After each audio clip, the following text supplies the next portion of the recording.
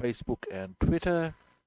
We're just waiting for a couple more platforms and we'll start our live stream. We are good to go. Hey everybody, I'm Rob the Builder. Can we build it? Yes, we can. Now, today, we're having a bit of a examination and a planning session. Excuse me, I'm just tidying up or opening up my chat screens. And the plan of said assessment is our next kit is the Hawker Tempest. Now the Tempest is the next aircraft on from the Typhoon. I already built a Typhoon, and the Airfix Typhoons come with gun bays. They look great. Now the Tempest, which is almost identical to a Typhoon, the kit doesn't come with gun bays. They are a different nature of gun bay, but what I'm going to do is use Typhoon gun bays. See, I need 4 of them as opposed to 2 of them because of the way the gun bays are set up. We're going to have a look at that and how we're going to go about that. And once all of that's done and our plans are laid, we're going to get on with some detailing. That's the plan. Carbon gesprochen. Yeah, baby. Now, first things first.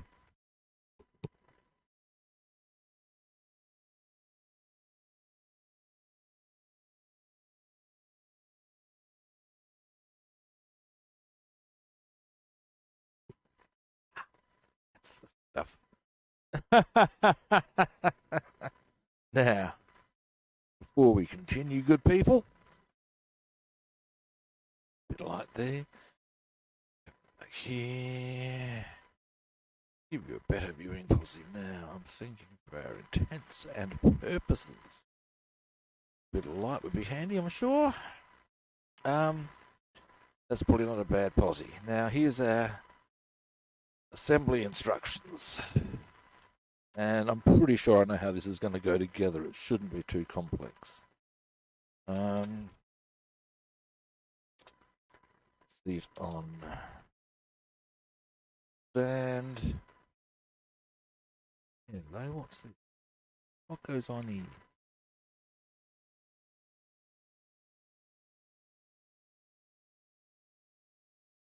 That's rather neat.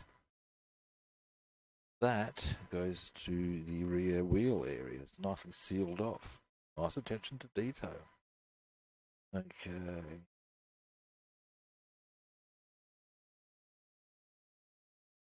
It would appear there is a need to drill a hole here. See part C8 in step 31.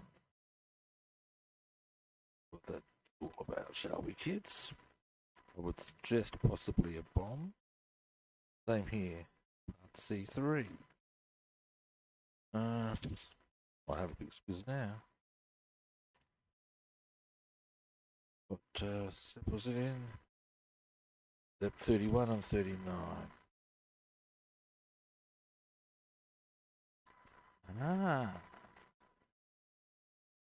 That is for part C8. Goes there. Now that's actually a whole lot better. Actually, no, there, but either way.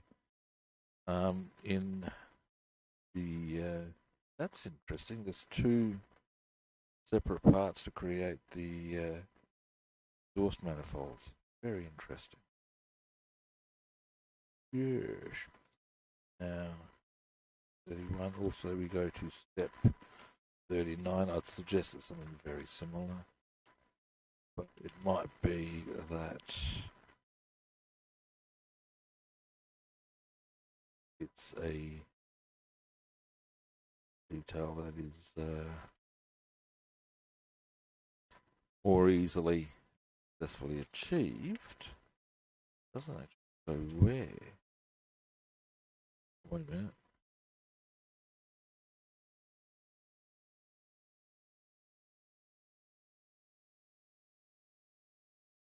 There's a whole stack of this sort of stuff goes on. But I would say all they're really doing is ensuring that there's a nice clear hole as opposed to a maybe. This one here we don't need to do because that's Minpins, how you doing? I'm just having a look at our Tempest. And I don't need to drill those holes as I was explaining, because they are for the stand, which I'm not going to be utilising. How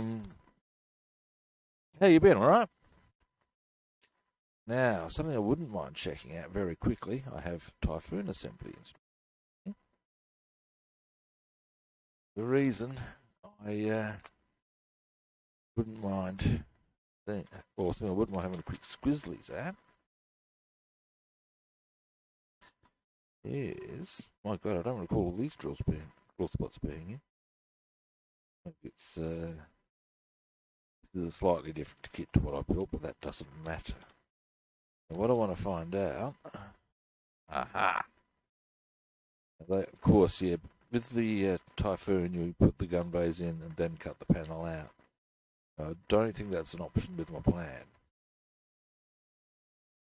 Yeah, I'm good. I went out and got some tools yesterday to help with our adaptation of putting gun bays in our Tempest.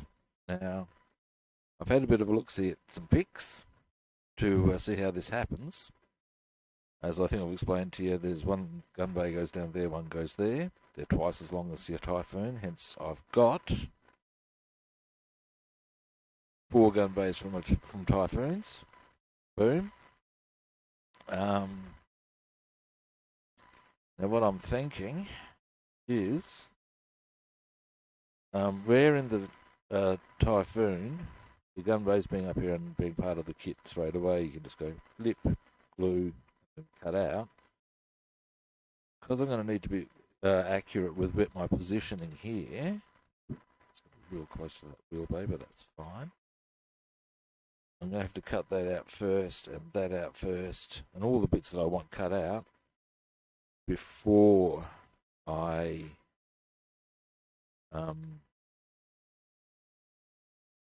position the gun bays. I have to put those parts away very carefully, obviously, because otherwise I might. I reckon that's close enough, and it may not be. Now, yep, that will just fit there. So that's all. That part of the plan is something we can get onto in due course, but we'll do that. Something I should check out is on the interior of this kit, is there anything that might get in the way of my plan? I haven't looked that far. So far, no. That might be an issue. Oh no, no. I think we're solid. Now I'd probably be well advised to see how far out onto the wing that went, I guess. Why?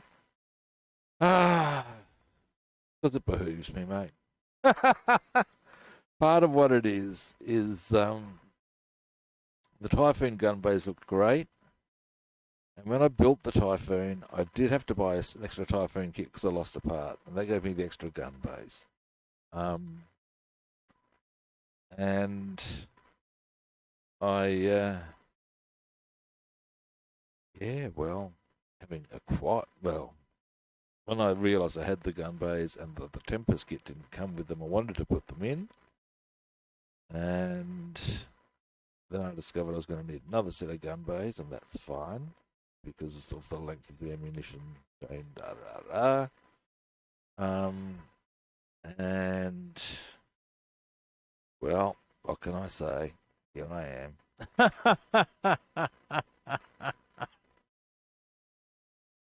That's why. It started off as just, oh, I've got these extra gun bays, I may as well use them. Oh, it's going to require me to do this, this. And once I get to a certain point, I don't think so much about just making extra work for myself, which the answer is yes. I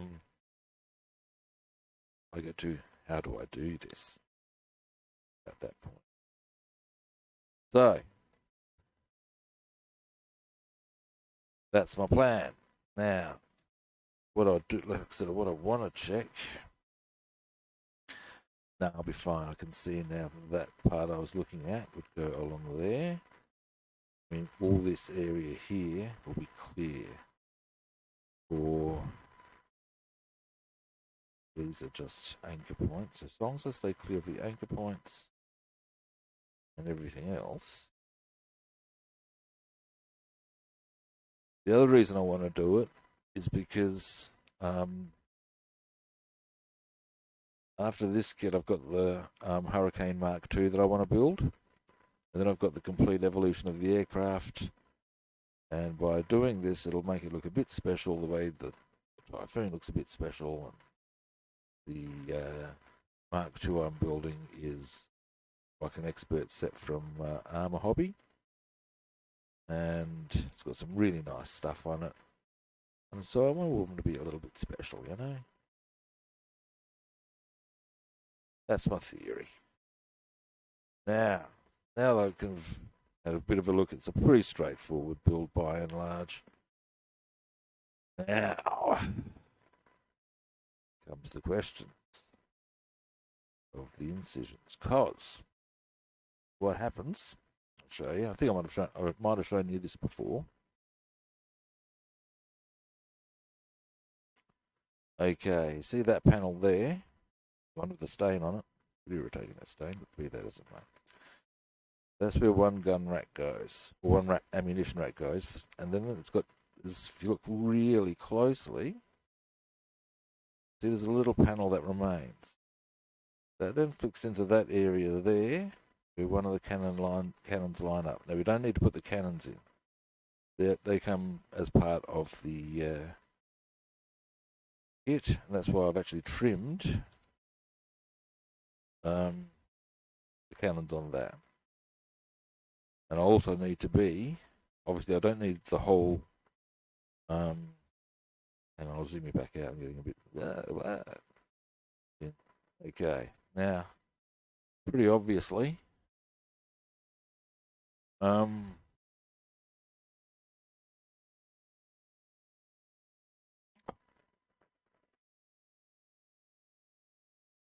for a gun to go there, I need one of these ones. That one will be what I place on that side, but I'll need to do an incision there.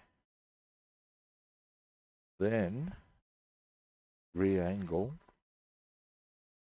the ammunition racks down. This one will be easier, because all I'll need to do is incision there, that one would go there, and then an ensuing ammunition rack there. So,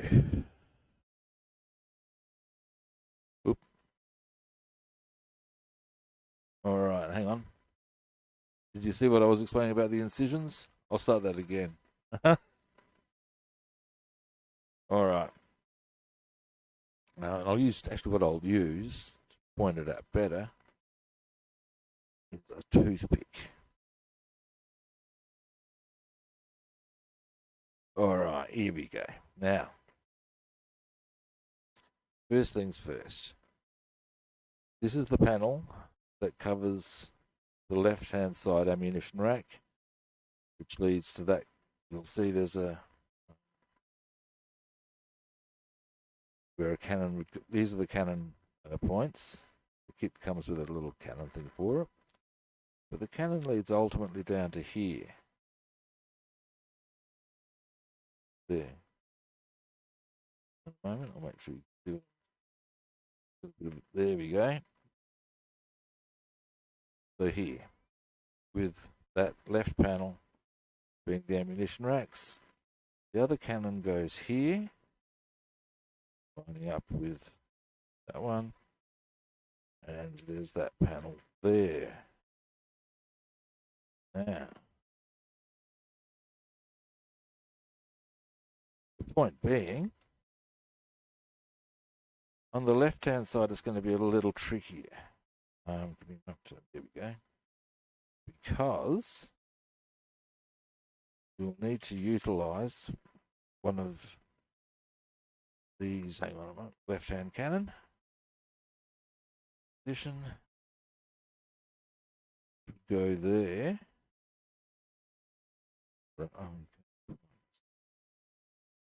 Yeah, sort of. Anyway, the idea would be that utilizing these, I'll zoom you back out. On the left-hand side where we've got that angled one, here we go.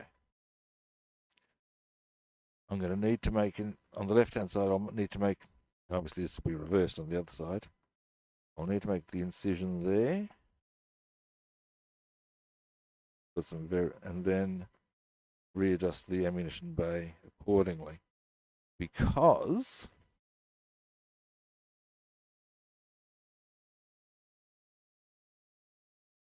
look very closely, you'll see there's a very small panel there. That remains in on Tempest. So I need to get there and just leave that very thin panel in position. This is where also I'll then have the cannon go there, collar there, ammunition racks. This one will be far, far easier because I've already pretty much this side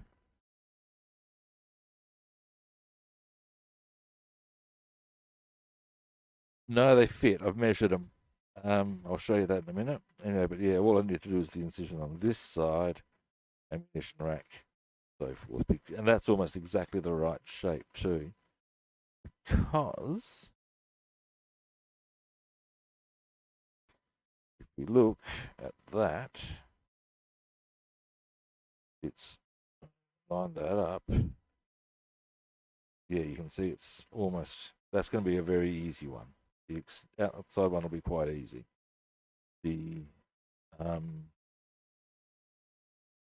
inside ones will be the tricksy ones. As far as fitting goes, what we're looking at is, now bearing in mind this is rough, but it'll work.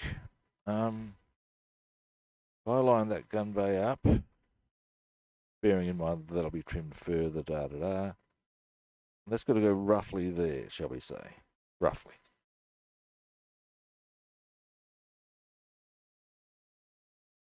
Boom. Boom. So I'm pretty confident in our ability to fit that.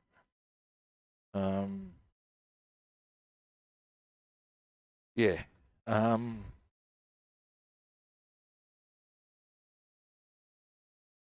So that's the plan, and it can happen by the looks. Now, the whole stack of things that need to happen.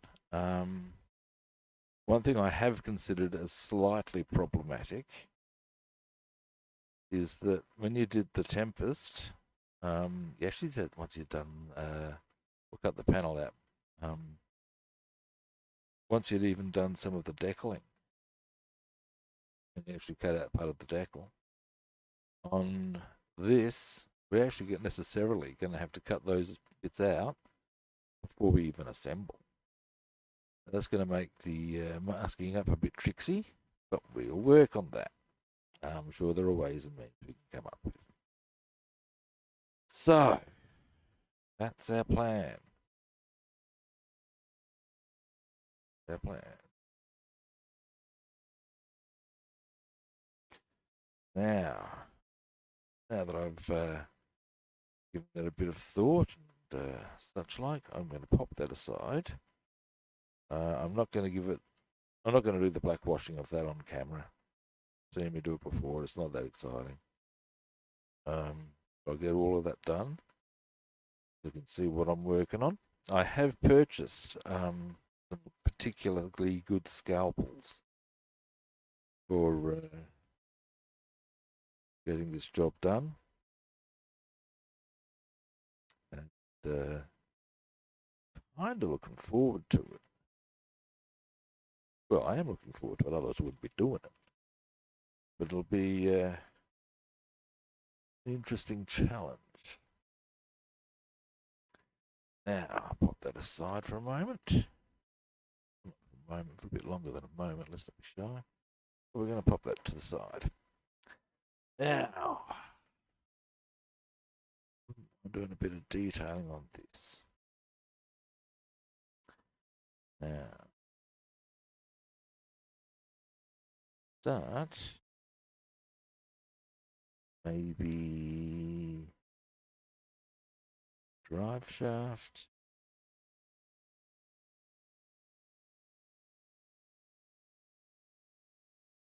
Comes to mind.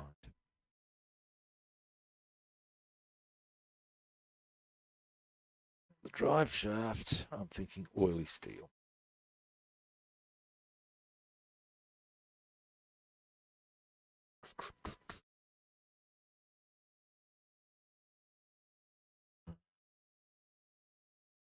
Natural steel. Okay. Excuse me a moment.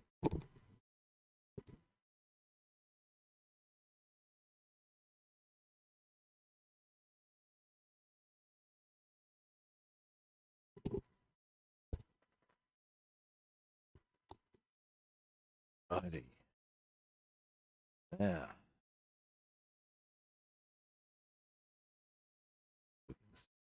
I want to put this colour because I may as well do all the natural oily steel. I think maybe around the base there as well. Which I mean around the edge. All right, let's do this, shall we? Now then, how are the dogs?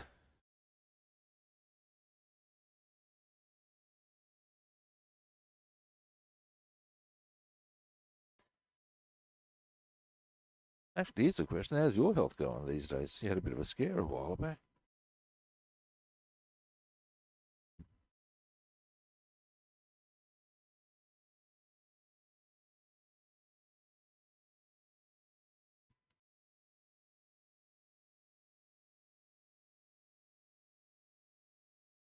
Now then,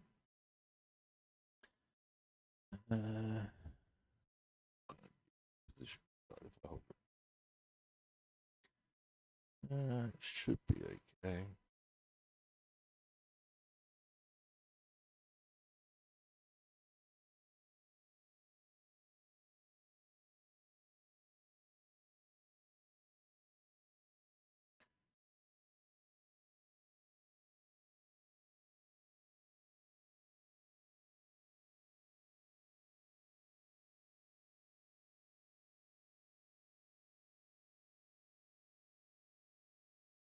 Actually, you know what I want to do? It's going to put some null oil onto parts of the floor. Do that.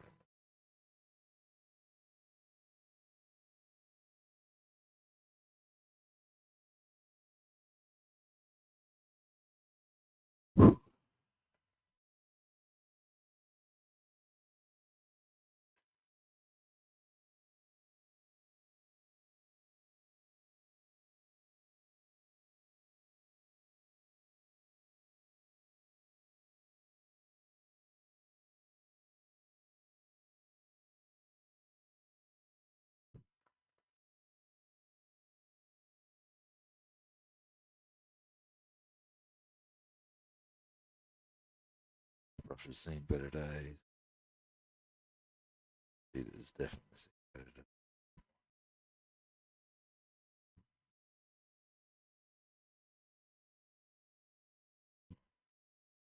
A bit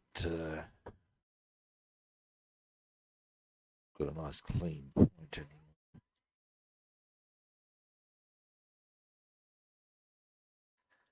once it loses a point, it's a wee bit difficult to use with any real precision. Now then,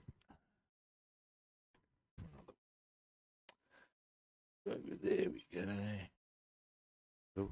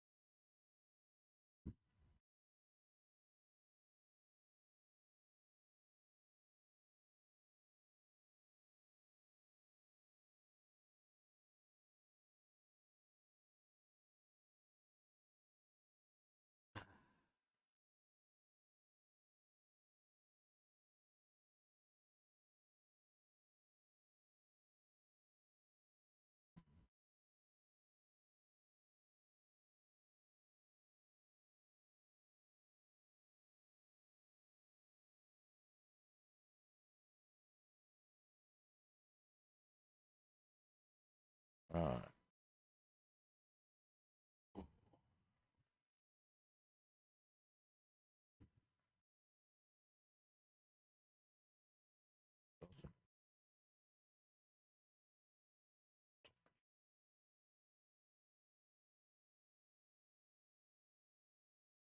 I'll do that natural steel. Coming around this side.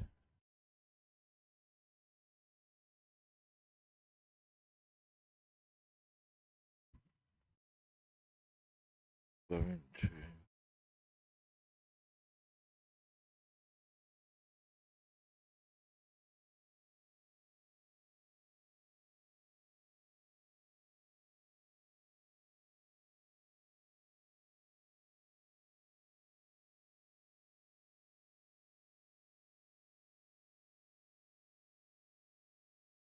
a little touch. Okay.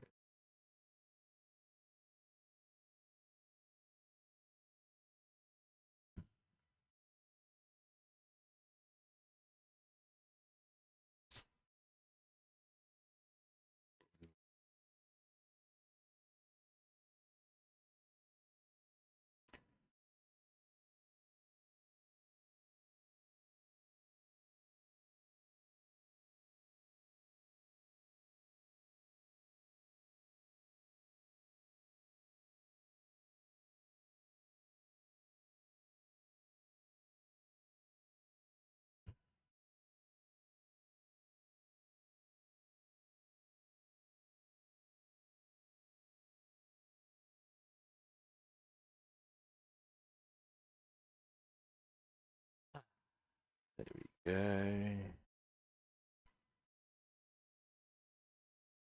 Right. Now, next, brush, touch.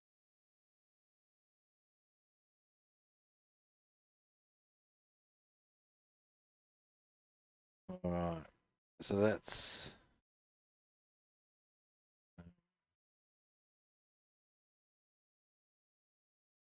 drive shaft and some of the other areas around the base there done. Now, while I think to, well, first I'll clean my brush, and then we're gonna do,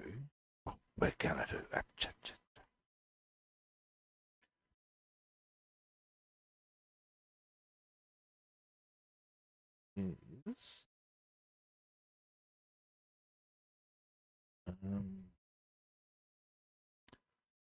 now where is my, oh, boom, get a crappy brush.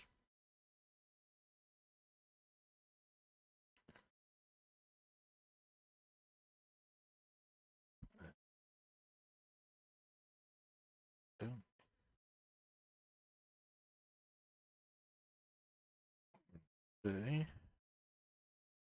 know if you ever used null. Put it on. The idea is it's got a high surface tension. Put these into the reset.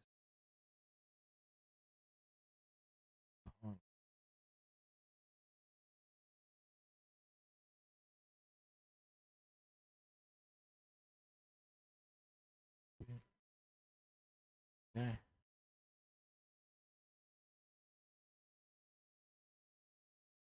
Yeah. The floor.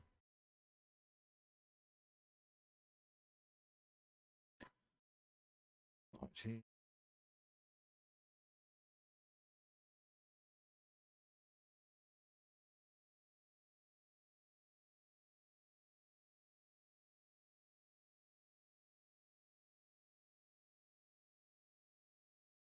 Here we go.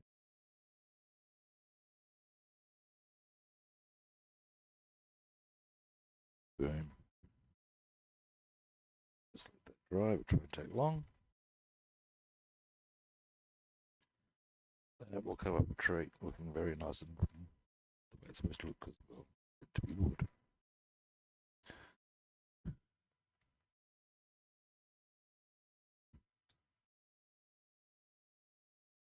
Yeah.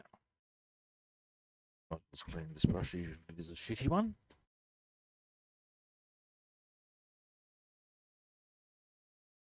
We'll go for a bit of natural steel now.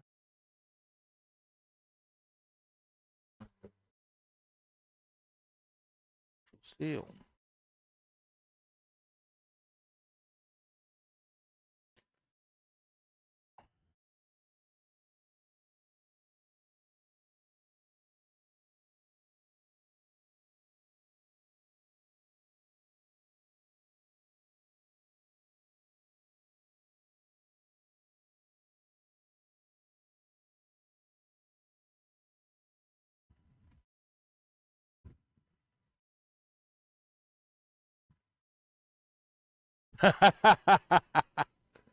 You're funny.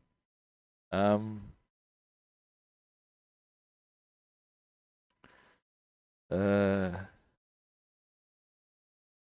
should do a full Franken kit one day, shouldn't I? Something really bizarre and out there. Um,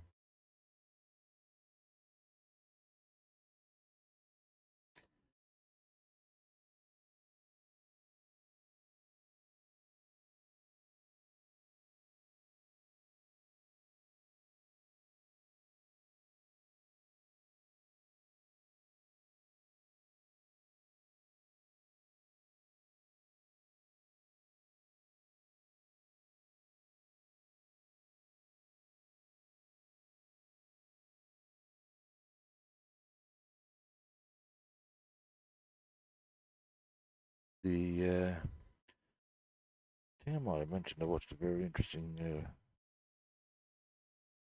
doco on bombers yesterday. Oops, off camera again.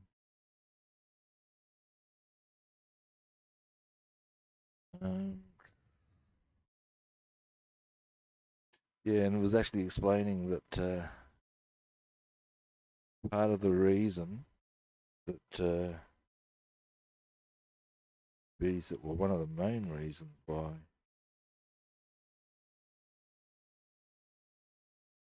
B-17s carried smaller payloads than the Lancaster is because of the amount of ammunition and crew and guns, which Lancaster compared was something like it was 15 B-17 and less on I think the size of the guns were different. It was actually quite interesting in that regard. Apparently, get this one though, this is an interesting fact. When a Lancaster delivered a Grand Slam, apparently the bomber would rise by 500 feet due to the loss of weight. It also explained how the B-17 had the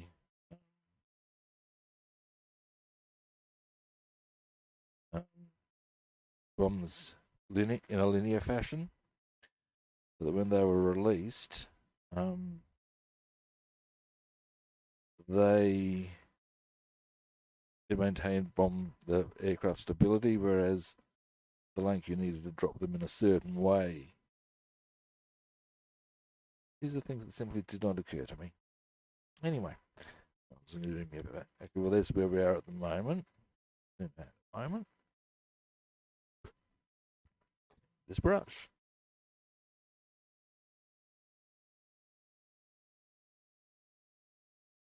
Now,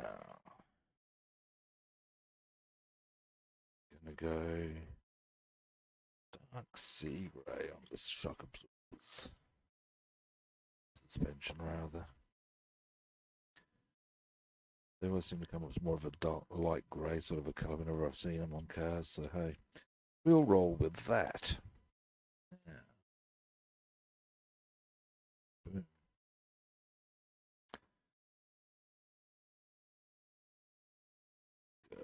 This cracks me up. I've shared this with you before, I'm sure. Dark sea grey is, as opposed to dark sea green. Right. Yeah, obviously. How does that operate?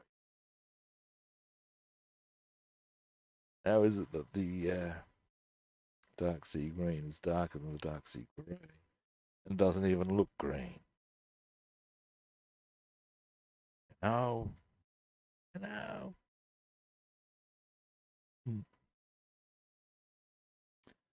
Now.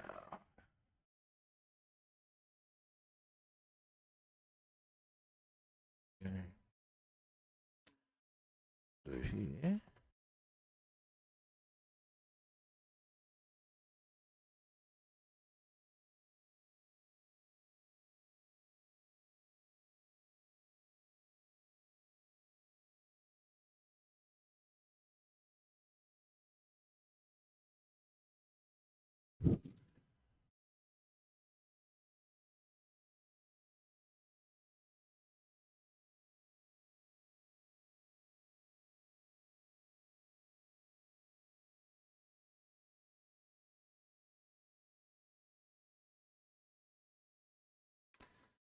Now, starting to get there with this.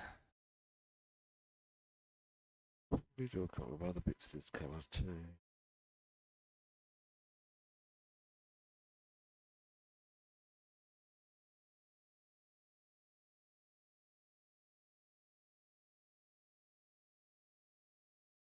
Especially parts more. Does fall a bit in the category. It's not to be a little less precise than I am.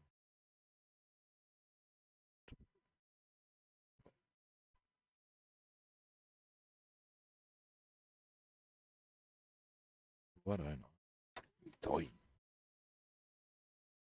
Actually, all of that. Would I do that, eh? You can't see shit.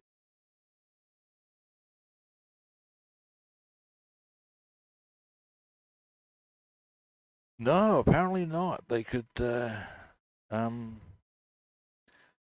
depending on what the blank was loaded with. Say it was loaded with 6,000 and a few smaller ones. They might let some go first and then others. Didn't have individual control of different bomb things, but what they did have, they could open in groups. That's the way it was presented anyway. It made sense as much as you've got, say, a 6,000 pound central bomb, a couple of 3,001 lighter ones. They could drop them all at once.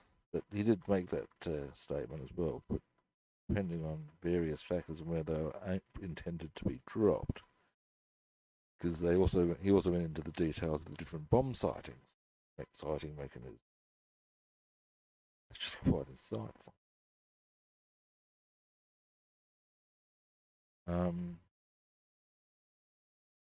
The US used a what was it, board span sighting mechanism. That was what their entire thing was built around. Was this sighting mechanism? Uh, Required the bombers to fly straight and in formation to get an accurate bombing target, or hit the target accurately. And it was quite a complex little mechanism. Very cool. The British ones were equipped with a different one that was similar to something that was used in the Navy, I believe. Yeah, it was quite an interesting little bid. Now,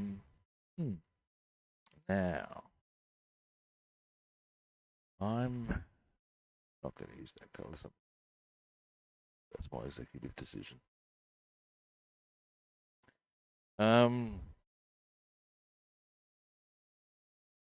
But yeah, it was quite. It was interesting. I'm trying to think what the. Click your link if I can, because I think you'd enjoy it. The guy's presentation is as dull as ditch water. I'm sorry to say. He comes over as a history teacher. He may well be, for all I know. He's from the north of England. Has a voice to match. But that's not alter the fact that the man clearly knows his shit. Presentation was, from a information viewpoint, quite fascinating. Now, go for a bit of. I'll use a bit of dark sea.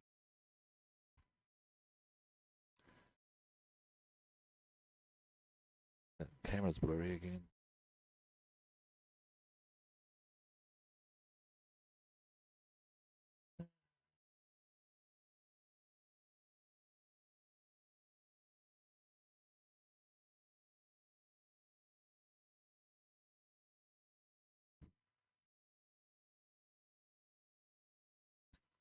The ride probably not quite, but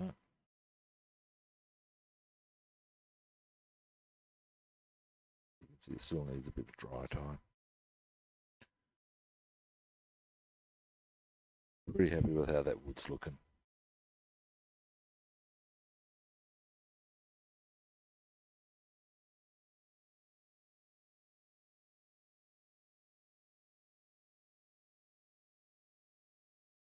Yeah.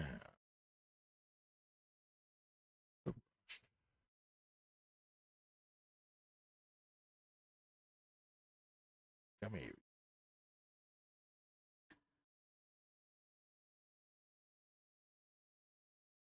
And we will go.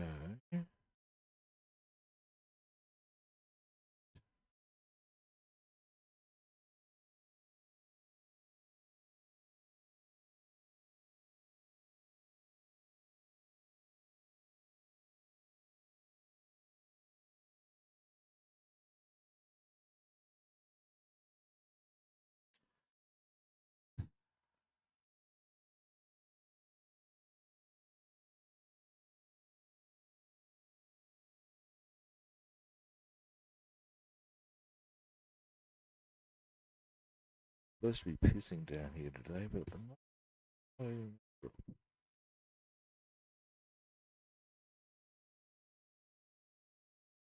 again.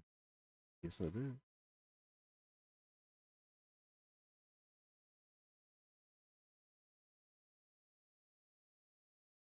So I'll probably go out and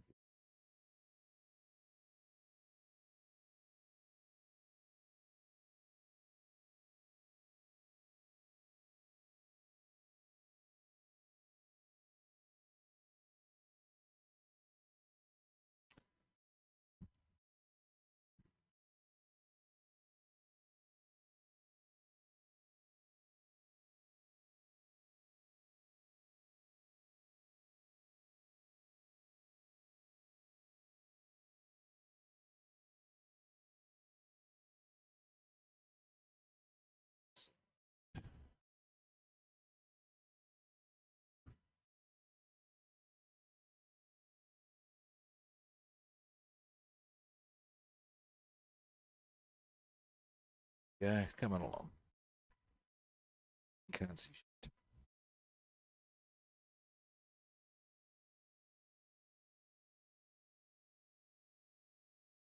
There we go. Better.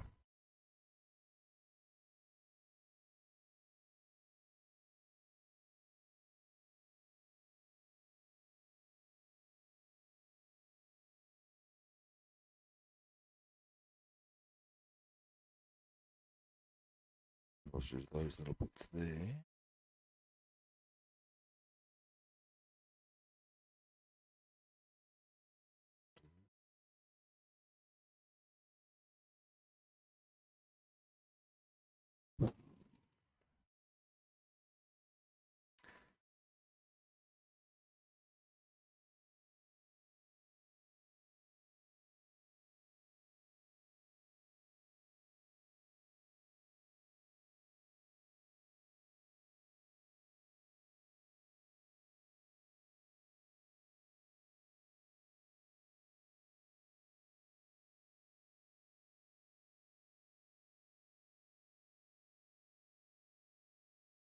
All right.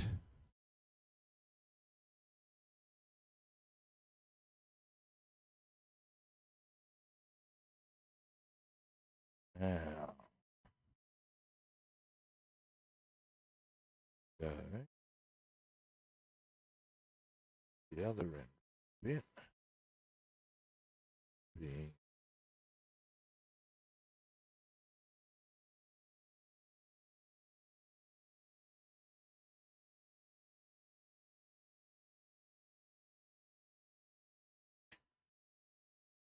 doing.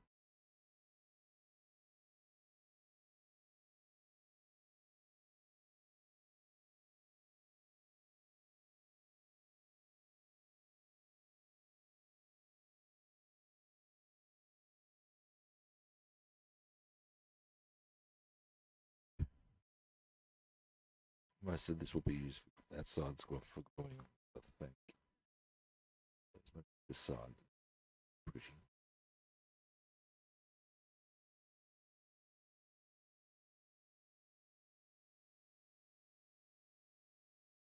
That's it. It's obviously going to be touch up. Be done. That's fine. Touch. That's it. That's fine.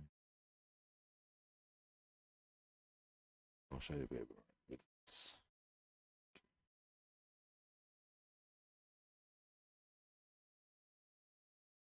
All right. Here we go. Down to come.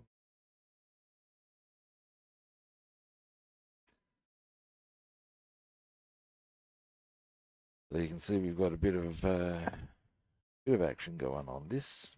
Few more bits and it'll be done. And what I might do next, that's probably a better angle for you to see what we've done.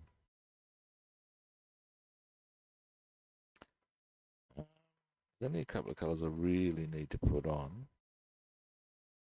Some gunmetal grey on a couple of spots. I'll put some on a spots. Might be us done. At least on that. Right. Yeah, and I'm going to take a very short break first, however.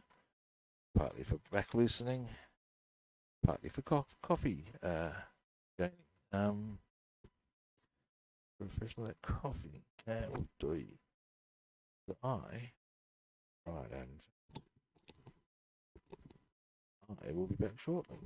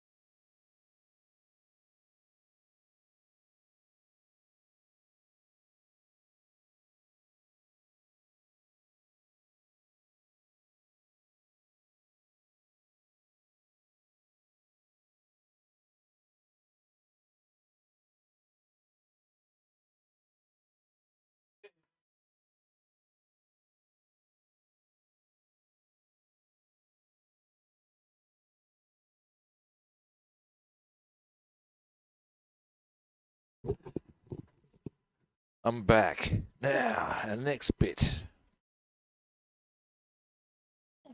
Next bit will be,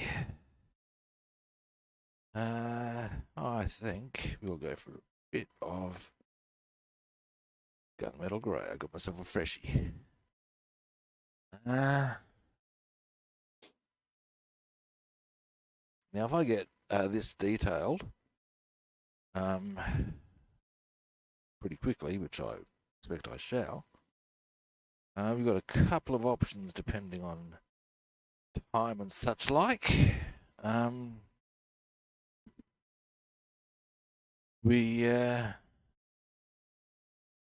might continue my canopy work because that's still, that's when I've only actually got the undercoat on it. I need to, obviously, I suspect this is going to be a pin requirement. No, out she comes. Nice one. Where's the silk? You know, I can only take smooth as silk as people's word on this shit. I actually wouldn't actually.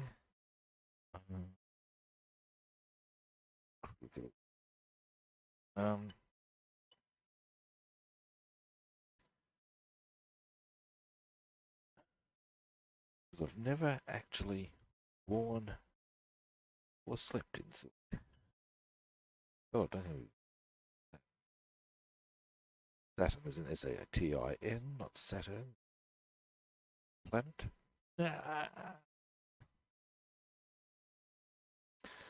Now,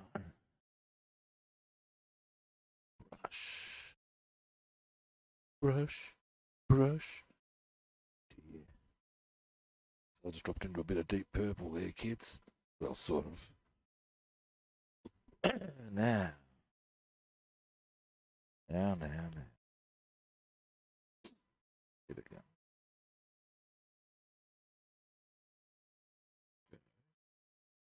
Your rims.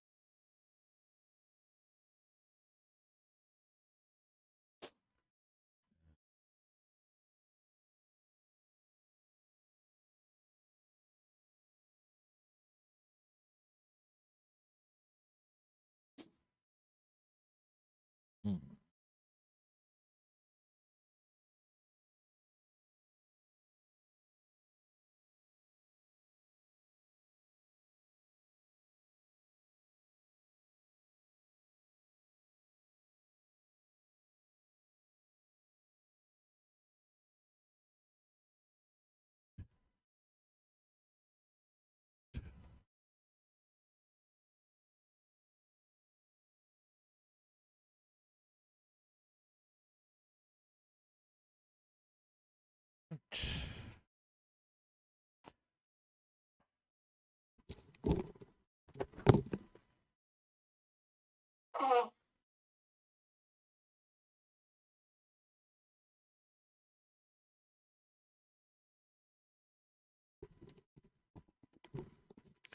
Alrighty.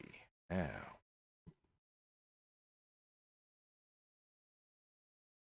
So, and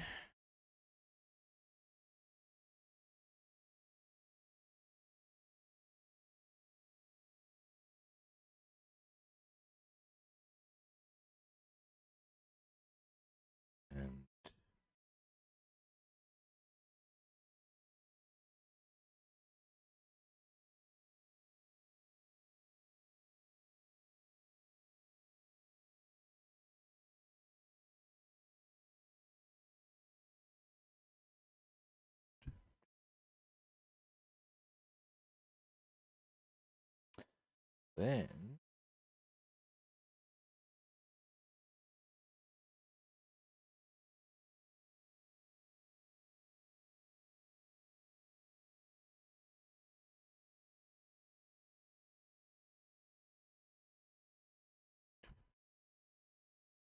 we're getting very close to being done. Now, next I'm thinking, what he was.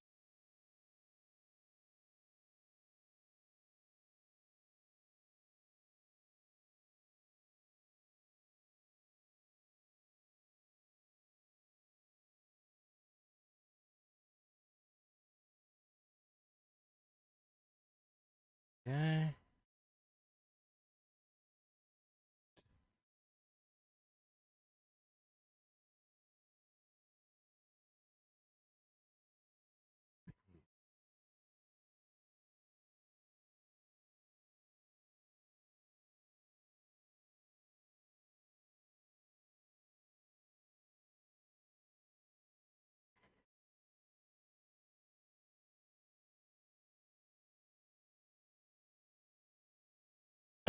All right.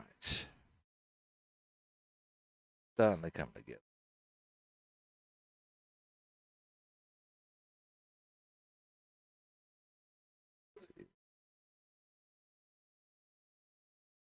Now, I think next we will go with dark grey there. All right, we're going to go 3 more colours.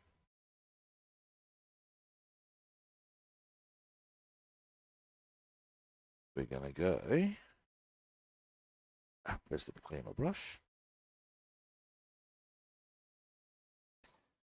Other things I'm considering that we could do, I actually haven't finished masking up the Halifax, so probably get that done because I can put the main colours on it.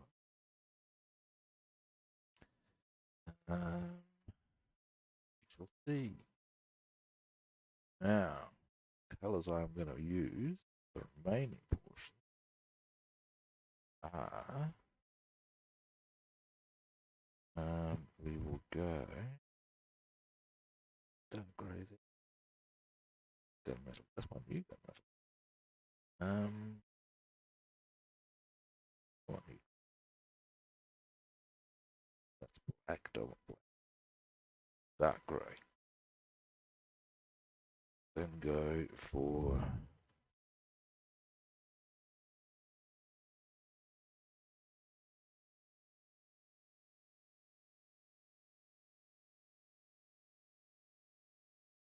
I was going to go dark sea.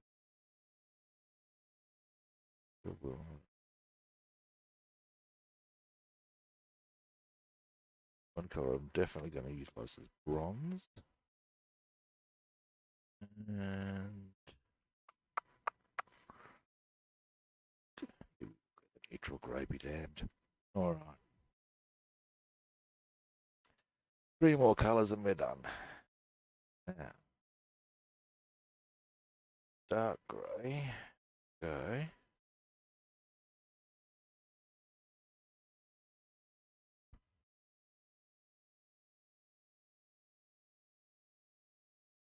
First there.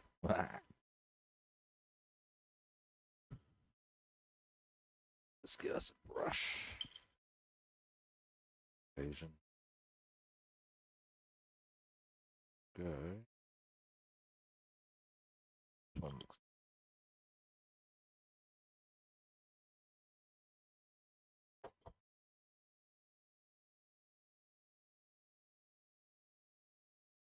Well, I didn't go too much of a spending spree. What I got, I got a couple of clamps. I got some scalpels. I got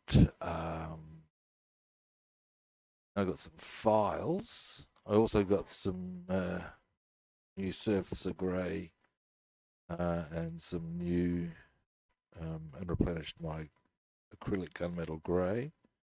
I also got a second Typhoon kit to make sure that we had enough gun racks for the ammunition. I'll show you some of the stuff in a minute.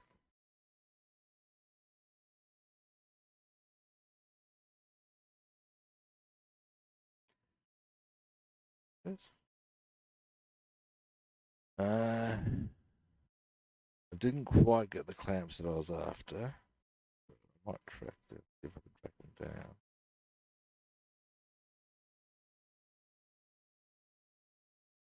What I was really after was very small G clamps.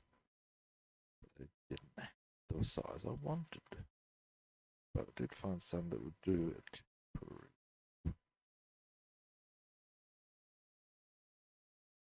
in fact aren't bad, but exactly. Cool.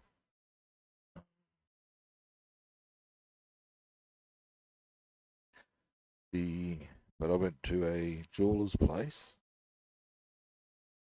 That's where I got my files from. They're actually wax files. They're designed not to get clogged up. Very rough. However, um, they will certainly take care of business on those times when the well, you got something that's a little bit optional.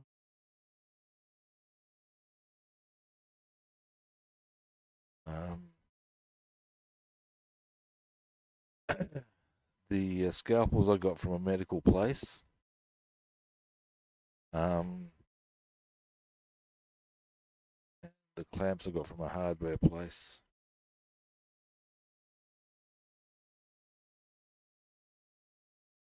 So once we finished painting this, I'll trot out my new acquisitions for your perusal.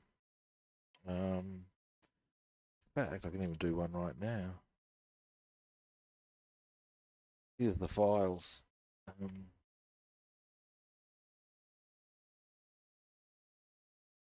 Pack of 6, and you actually see how rough they are. They will take care of business on the filing front. There are, of course, different shapes. Got our standard rectangle here. Got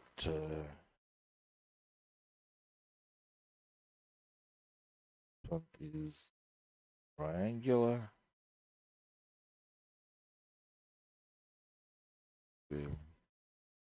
Round, oval, whole stack of different ones. I'll zoom out, sorry, that's too close. But yeah, ultimately, heavy duty file action there. So if I need to hammer something hard,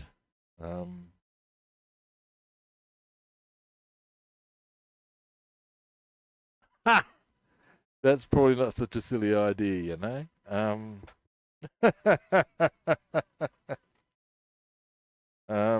On the topic of which, I've actually got them conveniently on hand as well. That's these ones, surgical style. They're disposable, one-use sort of a thing, which is fine. It comes with a proper scalpel. Hang on, I've taped this down for pretty obvious reasons. There you go.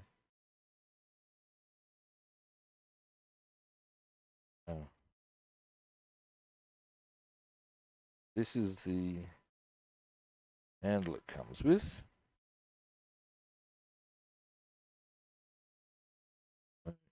Yeah. Take these out, they go into there. Now these blades that I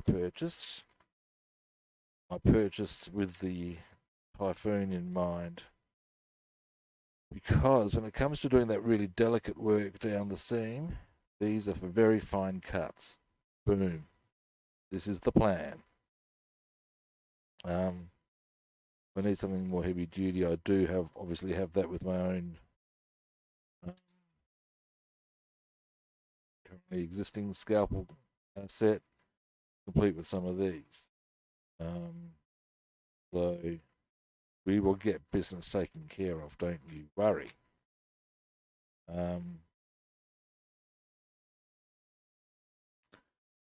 Yeah, I would be careful as to when I would use it. And in terms of something you do on for the rough work, then you'd smooth it out with some of the nicer ones that I've got, because I've also got other files. I've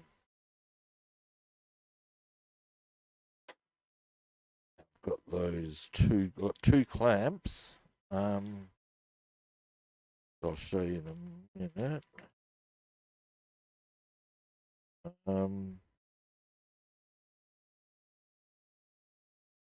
Might as well as do that now. I'll only grab one of them because I don't need both of them. because they're ultimately the same deal. But they're like little mini clamps. They're pretty straightforward op.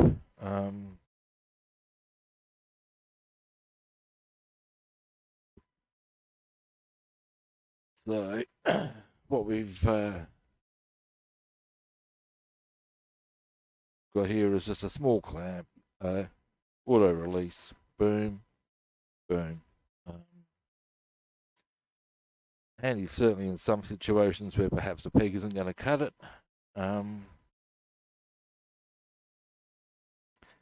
Not ideal, or not perfect in every regard, but certainly not too shabby.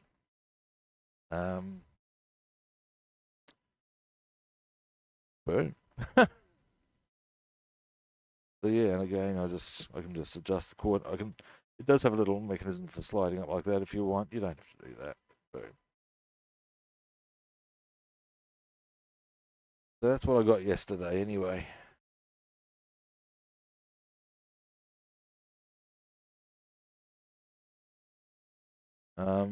There are other things I wish to get. One thing I wish to get from the jeweler's store is a thing called a mandrel. Now, I always thought a mandrel was a type of monkey. And indeed it is, let's not be. But apparently it's also the correct term for one of those sort of conical shaped things that are that ring makers use to create long rings. And I want to get one of those because I need one anyway to make a steering wheel for the stag hound. That's part of the reason why I've installed on the stag hound. I need to make a steering wheel for it. I can't get hold of one conveniently aftermarket in one is to 48, so I have to make it myself. That's fine. Anyway, but a mandrel will make that all happen. I also two different types of surgical clamps that look rather good. But I do want to go back to the hardware store and see if I can get some small G clamps that are just because they're G clamps. You know what I'm saying? I also wouldn't mind getting a proper desk clamp so I can sort of work up here on something that's held in position firmly. Then I would have all the bells and whistles. I would. Yes, I would.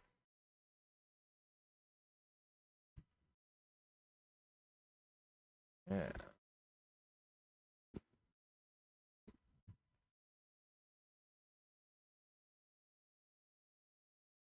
This one will go.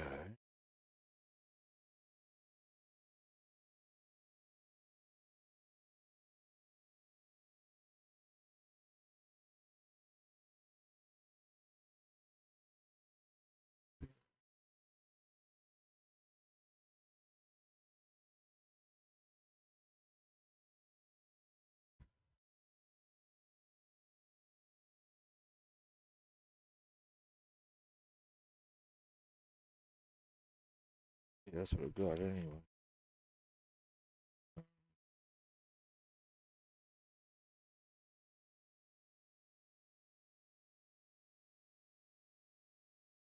The medical store is actually really interesting. A range of angles.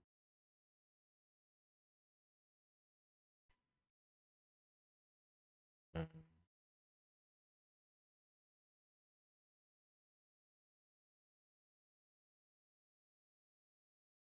but when I was talking to the person there, she was saying, yeah, a lot of modelers coming in, picking stuff for just the sorts of purposes that you'd expect. Suddenly felt validated.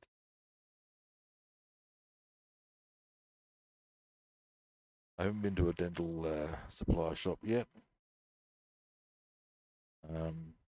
It's been good time.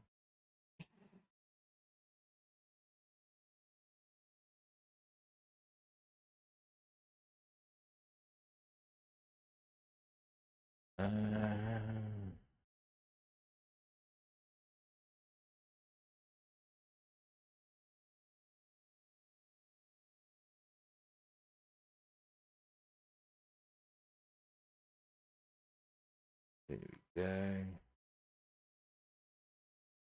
So, just a little. That's pretty much our chassis almost ready. One last colour to do.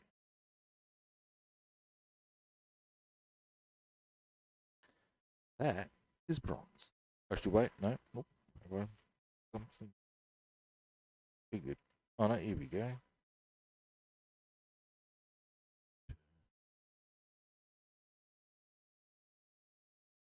That'd be a chassis black.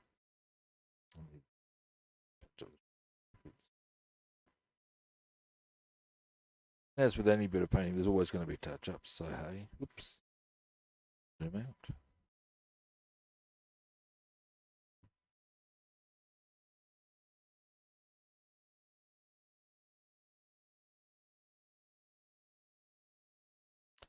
Now,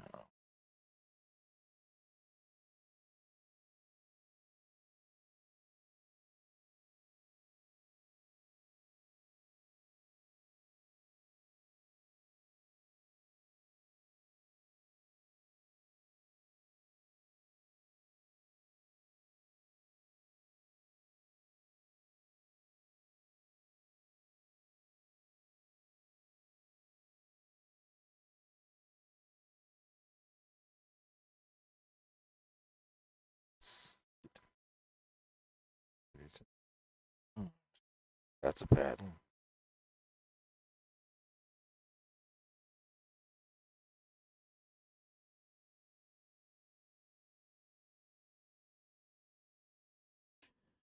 Mm.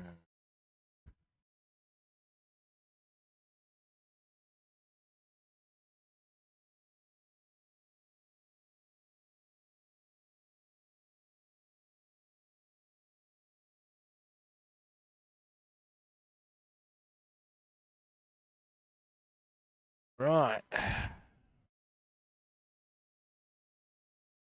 And touch-ups notwithstanding, there's our chassis.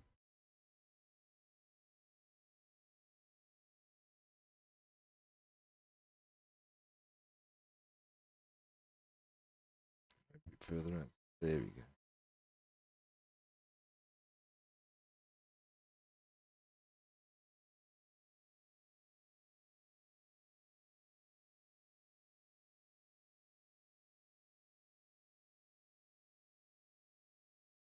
A 100 what? That's huge. Where's that? God.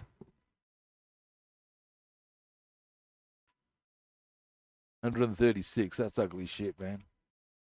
Yeah, I know that's what, 40 odd.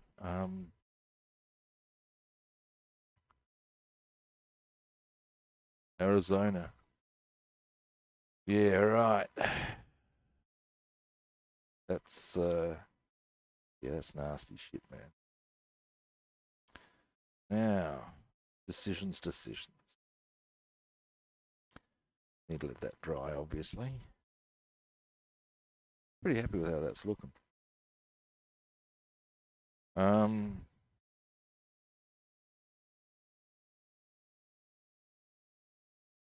Oh, I just realised there's something else I can put some null on. I would like to.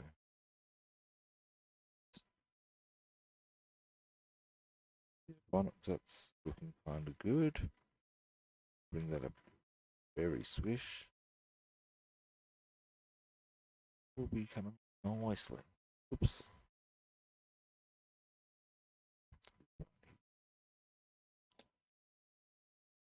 Yeah, we haven't.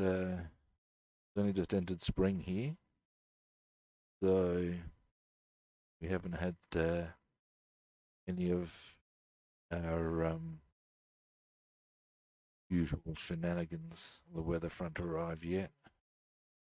They're saying that we're going to be getting a cool weather and rain event called El Nino. That might not be too savage, but I'm not so sure about that. What's going on in the Northern Hemisphere and going, oh yeah.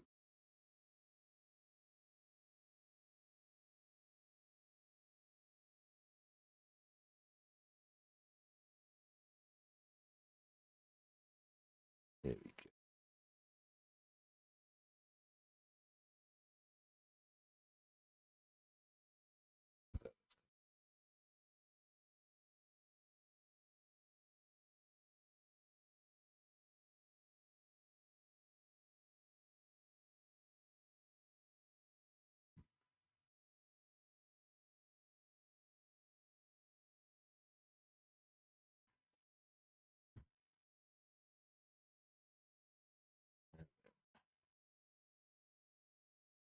Now that I've got that done, look at this for you. This is a brush that one of the cheap shitty ones I keep telling you I purchased, and I've used it twice on almond oil. And look at that. You want to see something really example of just how crappy these are? Unused, like bloody cardboard. Ah, now what I'm sort of thinking. Done a lot of canopy work lately. Wouldn't mind getting that masking on the Halifax completed, actually, or at least close to. Coffee.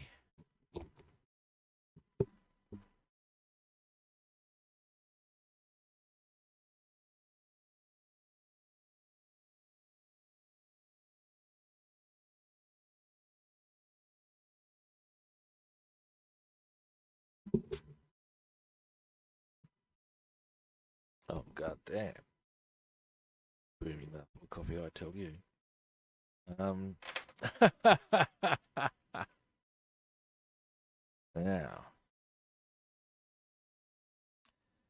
next. All right, let's do that. Let's first get a few things to do. So that would be handy. Out the way.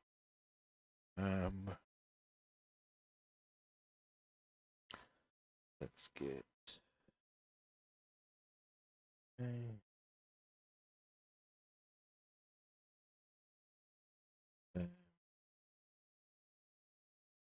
I'm probably not going to need anything. We'll grab these just in.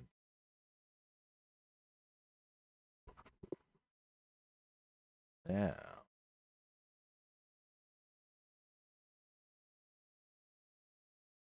not minding with how that's looking. That's the rear tail gunner.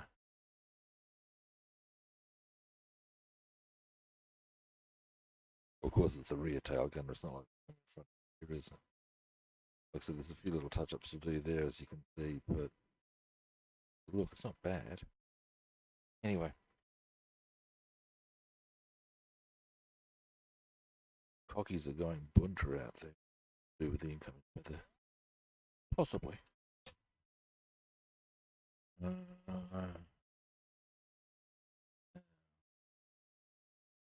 Reach up and gotcha. Now, easy bits first are always a good idea, I find. Most of the tricksy bits are done. Happily, tricksy. Every time I think of tricksy, I think of Speed Racer. Remember Speed Racer? Here he comes Speed Racer. He's the demon on wheels.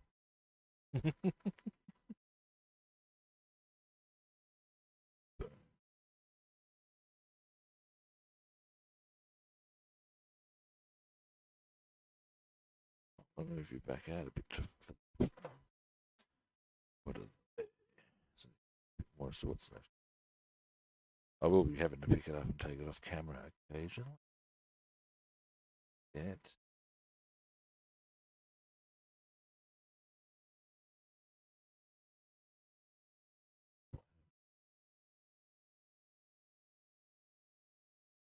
There we go. That's happening.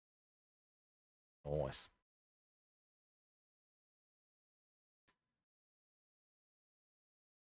Now the other bits will be tidy. Tail.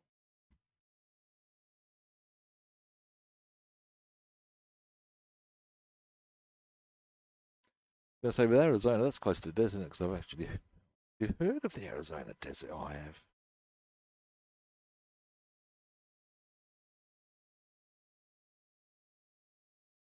So what I'm going to do is cover up under here.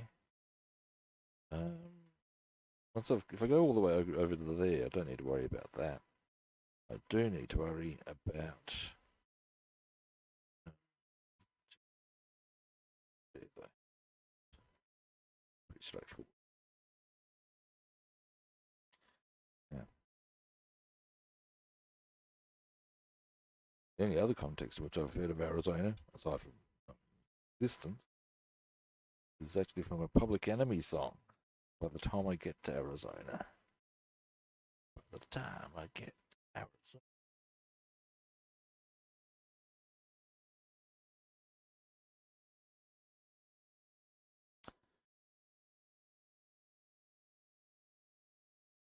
Remember somebody did a parody of Public Enemy. Public Enema. Because that's pretty funny, actually. Not an enema, but a publican. The whole concept of public enema.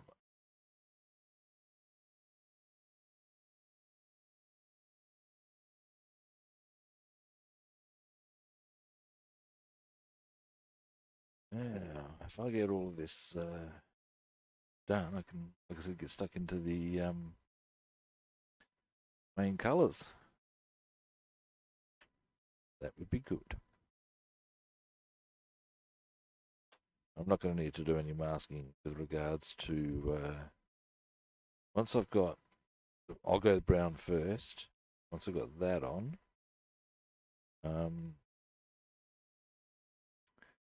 I'll just do the green freehand. There's no need to mask up for that.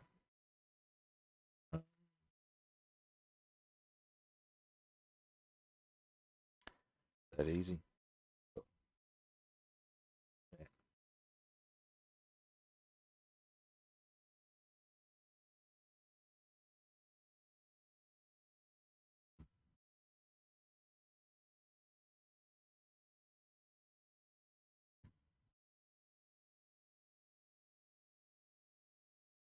Oops.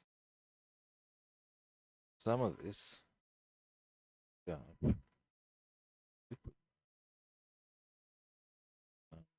most notably because there's a curve that goes up here. That would be more easily achieved just by using a bit of liquid mask. Also, these bits along the side of the wing, tape's going to be annoying, painful, not necessarily 100% effective. So I'm going to use liquid mask. A plan.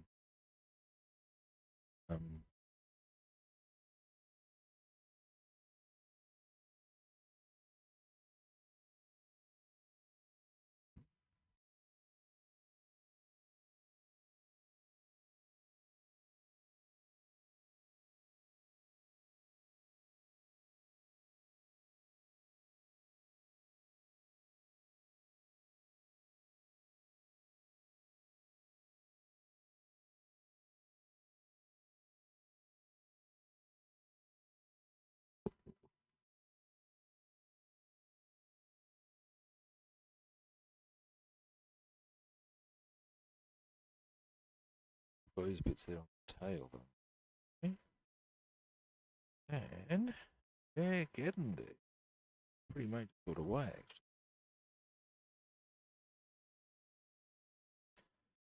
As you may have noticed, one of the tail fins got knocked off in the process of the masking up. Final analysis, I looked at it and thought, you know, take myself back, back on. Mask anyway. Which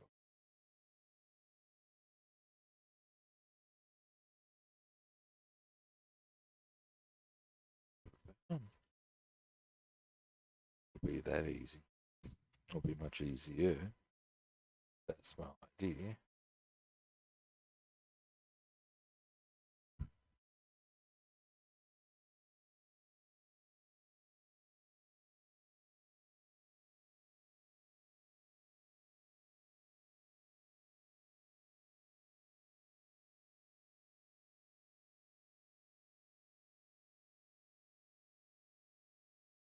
Okay. All right. Now,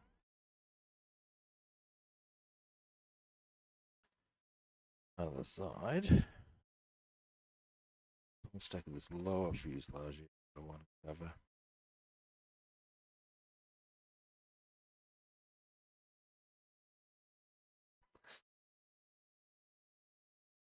Easy. Okay. At a complete prick of a time. Getting most of this. Right, I'll do that free. But,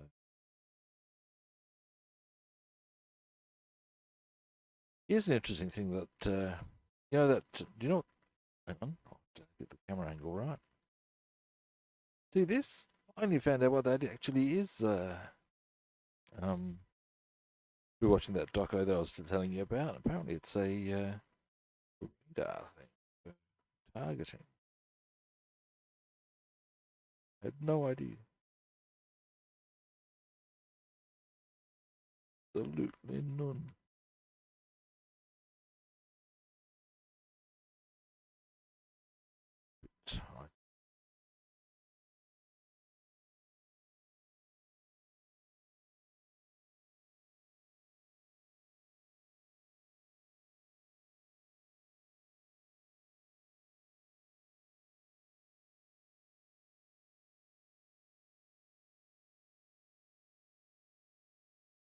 Right. Now,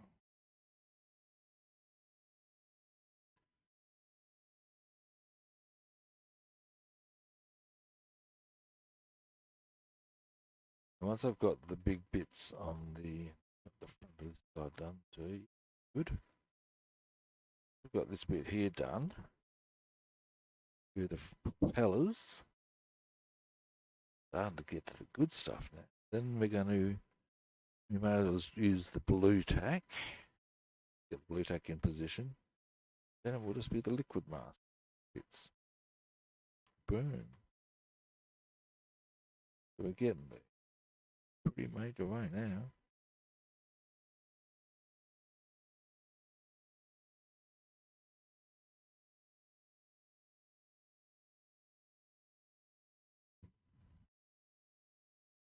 Don't think I'm going to get it. I might get it.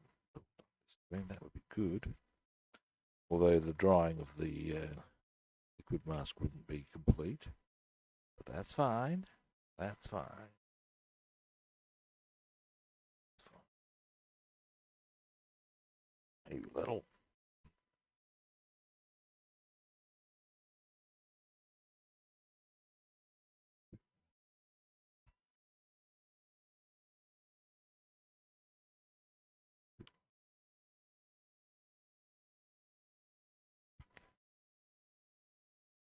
There we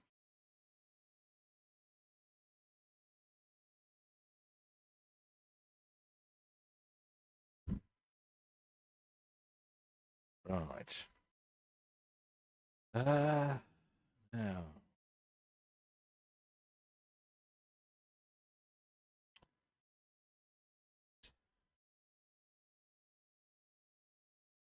A lot of this. Not going to be too. Because of course I can do the whole lot from pretty much one angle.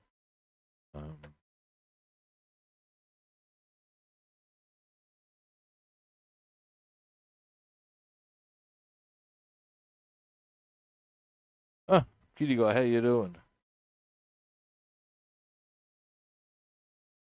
Just getting the Halifax ready for the main coats.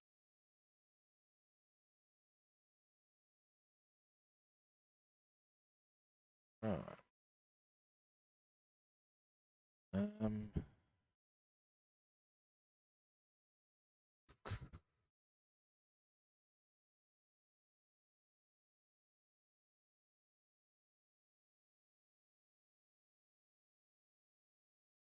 Yeah, I'm good, man. I've Had a bit of an assessment as to next build being the Hawker Tempest from Airfix. I'm going to put gun bays in it. It doesn't come with gun bays, but I've managed to get gun bays from a couple of Typhoon kits. Yeah, bit chipper about all of that.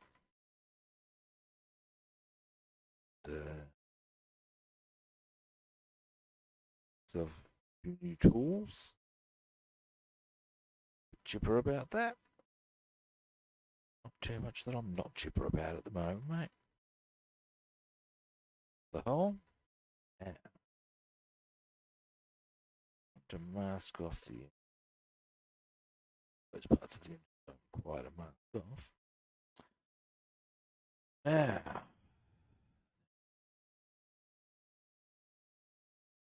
move you guys back a bit better.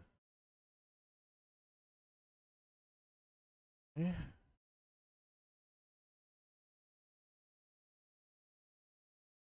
Twice.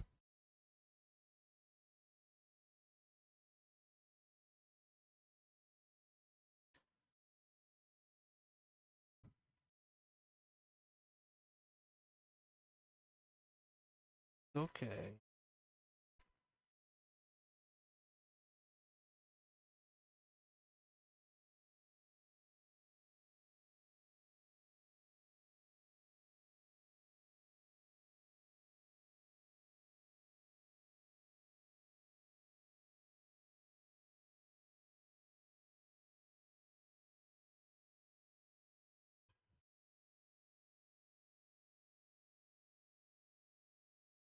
Tricky. No, maybe I should.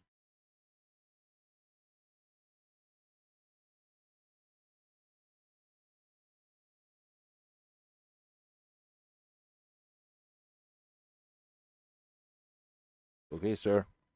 You're solid.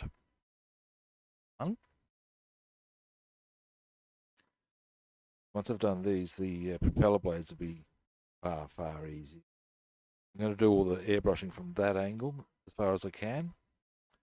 The idea being that therefore I don't need to get too fastidious on the front or certain areas, and it will make it far easier. That is theory.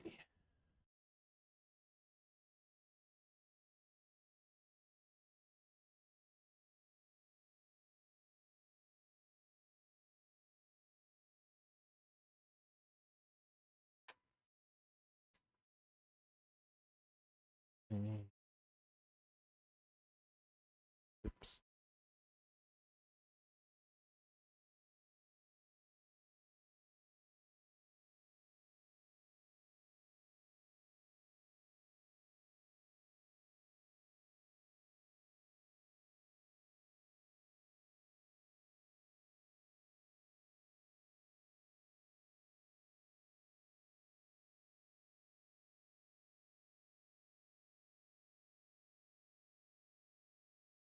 There we go.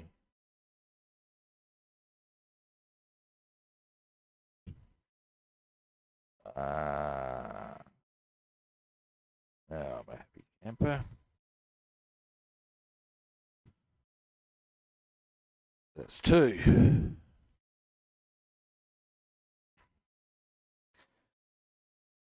Then we get to the liquid mask point. Actually, no, then I'll use the blue tack, I reckon, once I've got the engines done. Then I'll go for the liquid mask. Then the mask is dried. Paint. Yay.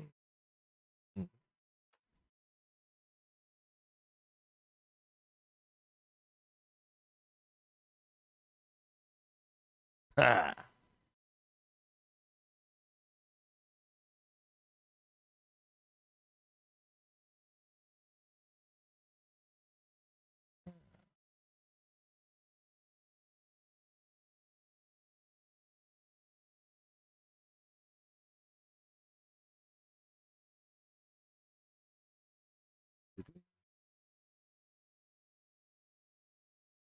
There we go.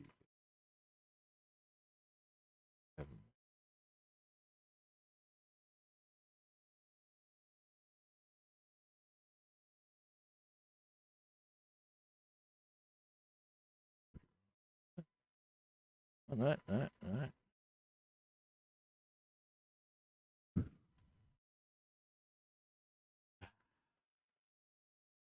All right.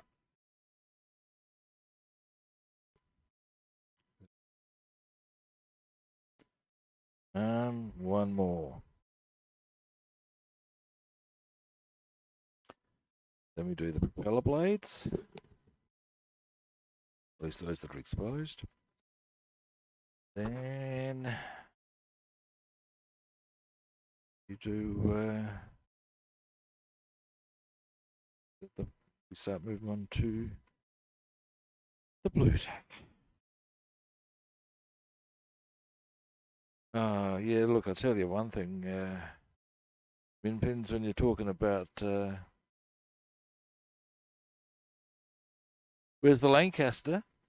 I've been working a lot on the canopies of both the Lanc and the Halifax. So I'll be getting on back onto the Lanc in the next couple of days. Part of the really? Who's that? No, not answering that.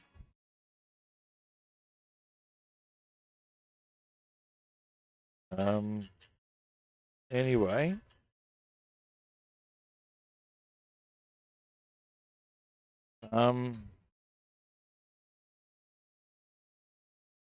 So when I've I don't know if you've I've got the yeah, like, so you can see that I've got rear gunner position done, the nose gunner done. I just wanted to get all of this sort of stuff done because it's so easy to go to a certain point and say, oh wow, I've got canopies are, particularly when you're talking about that sort of stuff, there's a lot of work in a canopy. So I want to get all of that out of the way. There's the tail of the Lanc. Now, I can briefly, give me a moment. Boom. On Lancaster.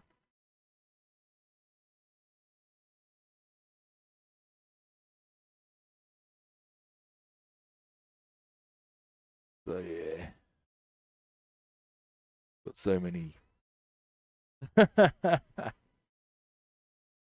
Anyway, now we'll mask off these propellers.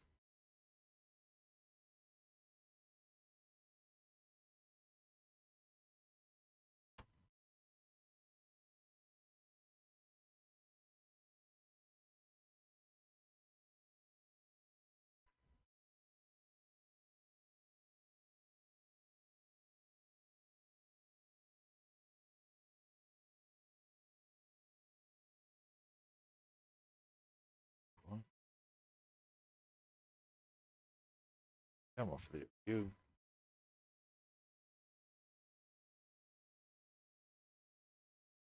Um,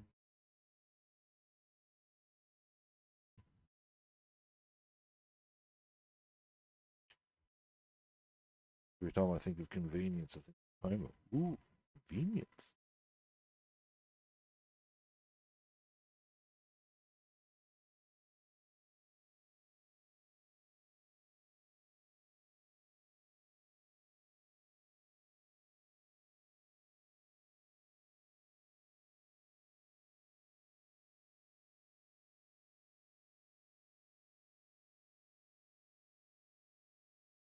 So, I'm pretty sure that if I just go around like that, feel pretty secure with the propellers being safe.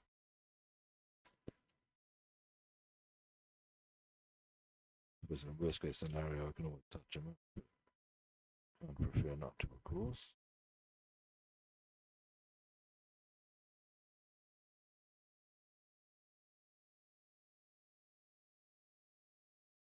it's not looking too bad.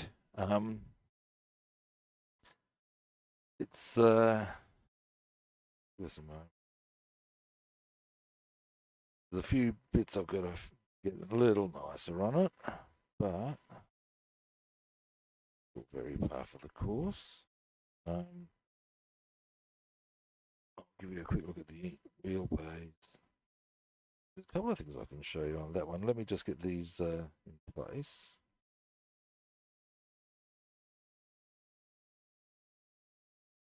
Then I can do that. Oops, very easily. There's something else I need to do on here. I need to do the very corners because that's where the navigation lights are.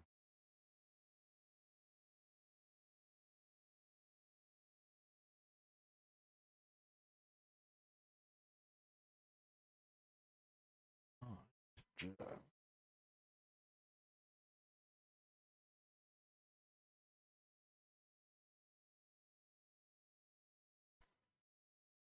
yeah. One more.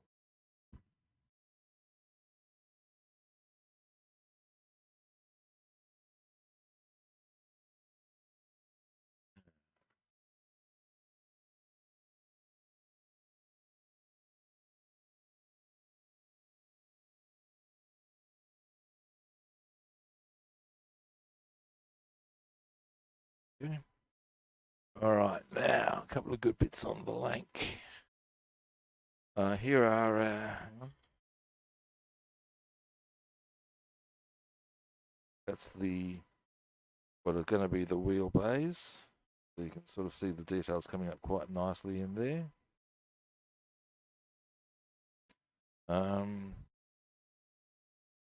The actual pilot's chair came out.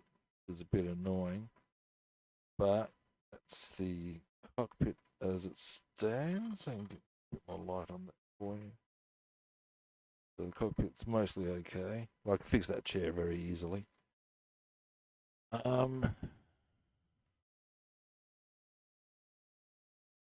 You mean the Halifax or the Lank? I can show you either actually, very easily. Give me a moment. But while I'm here, I've also got a start on the. That's the part of the wheelbase as well. So there's like your fuel tank and the wiring. Oops, a daisy. Now, the colour schemes we're going to be going for are the Halifax. Okay, give me a moment. This is going to have the markings of one called Lily of the Lamplight from 462 Squadron, being this one. Bring you back.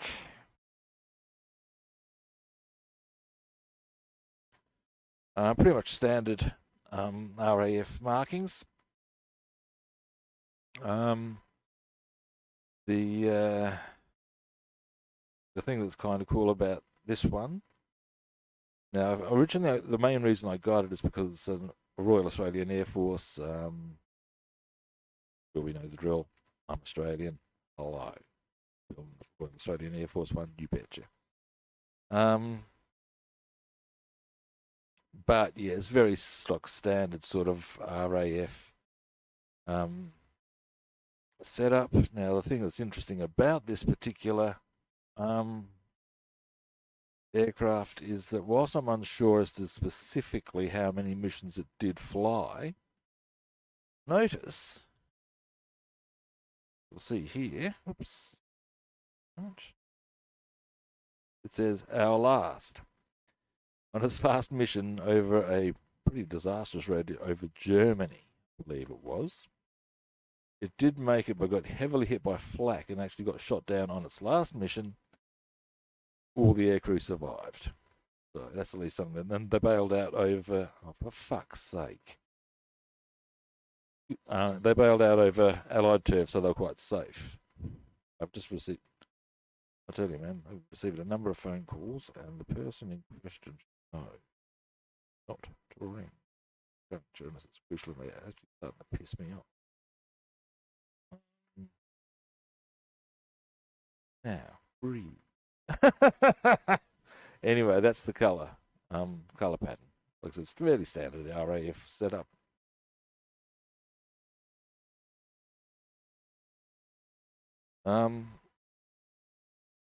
So yeah.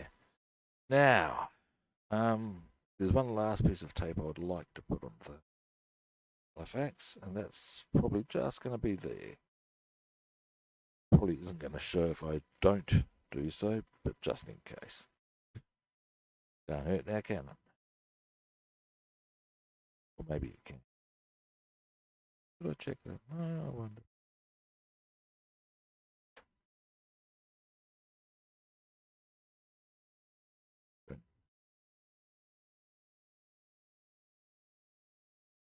Right. Next on the agenda, we're going to hit it with some blue tack. Plug up the gun bay there. Plug up the cockpit.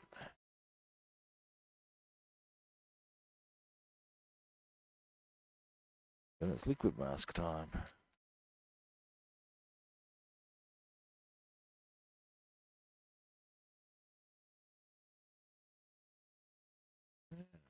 I'm going to use a fair bit of liquid mask, but that's okay.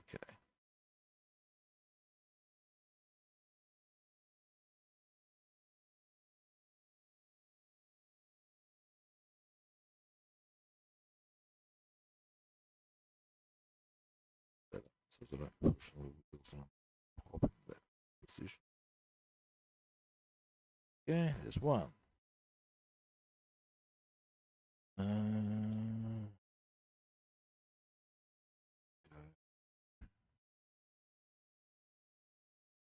Which? Oops, the daisy. Oops. Actually, I can probably move you guys in a bit closer.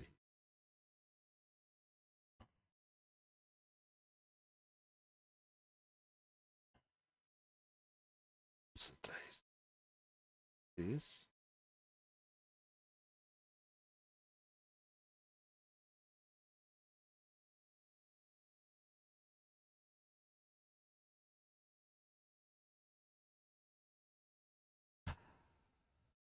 There.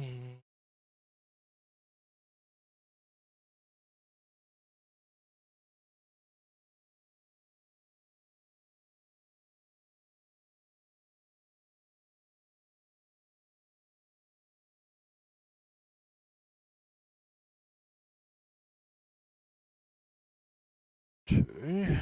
Now.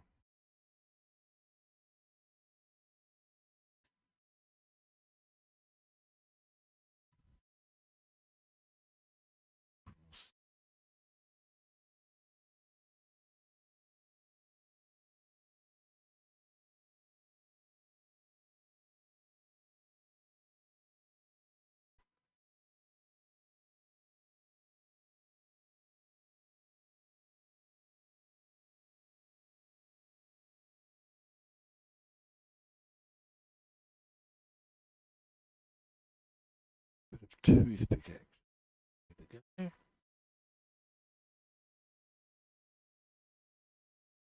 Possibly got to break. Be rather.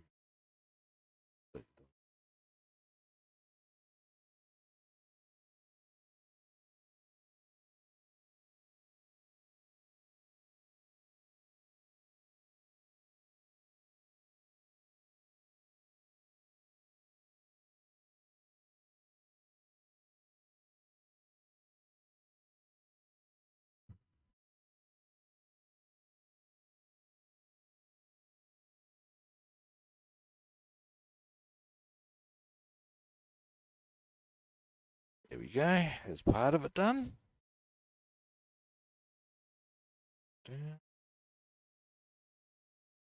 All right.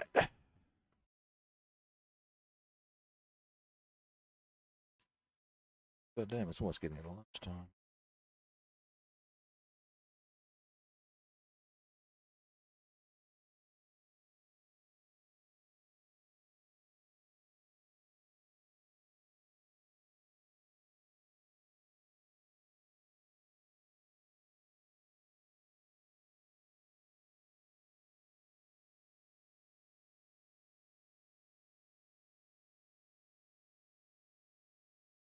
Okay.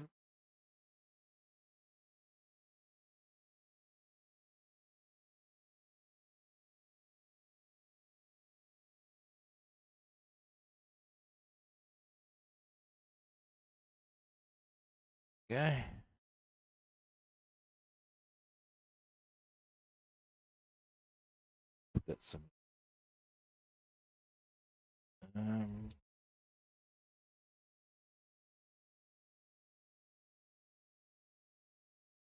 now, next.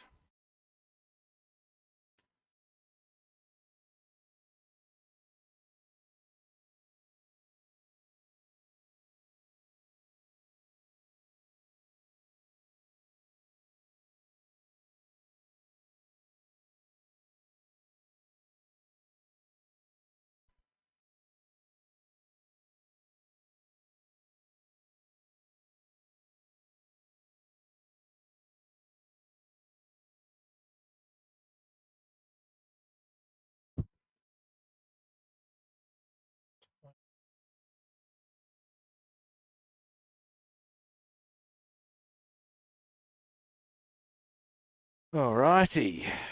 Now,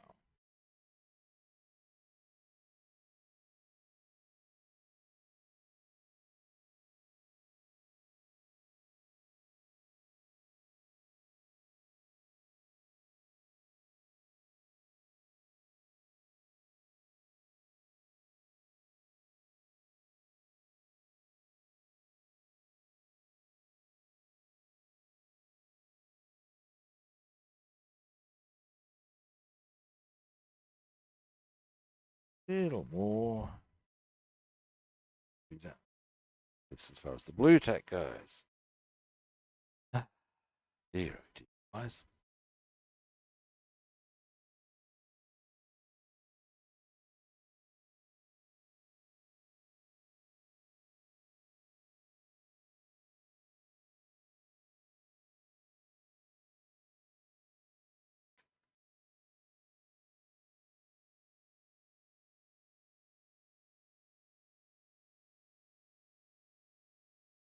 All right, now move this around one more time.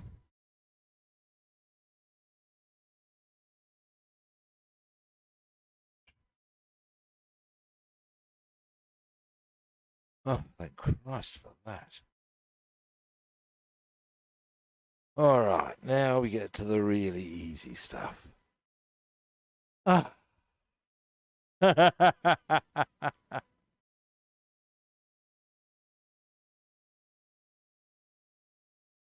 um, I just don't find it that easy to do it that way. To be perfectly honest, maybe I'm just being a klutz. Um, but generally, I find it a bit easy to use in small sheets that are sort of stretched as appropriate. That's just me. Now, rightio.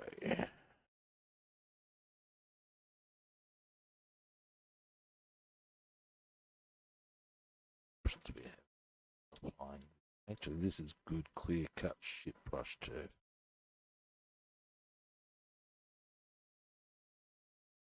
Oops.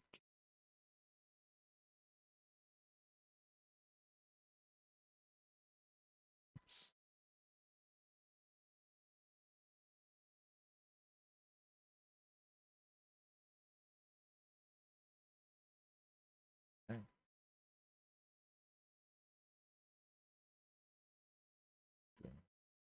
If they even pretend to call this a brush.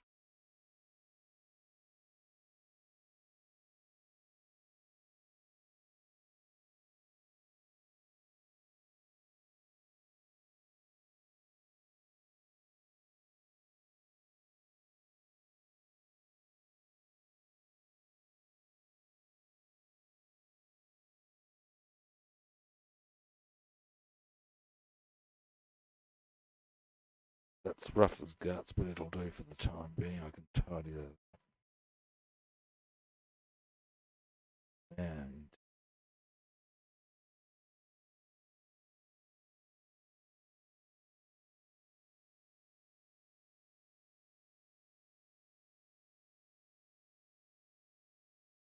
and this liquid mask I'll actually peel off or start painting from those areas that I don't need it. Make it nice and pretty, nice and clean. Purposely.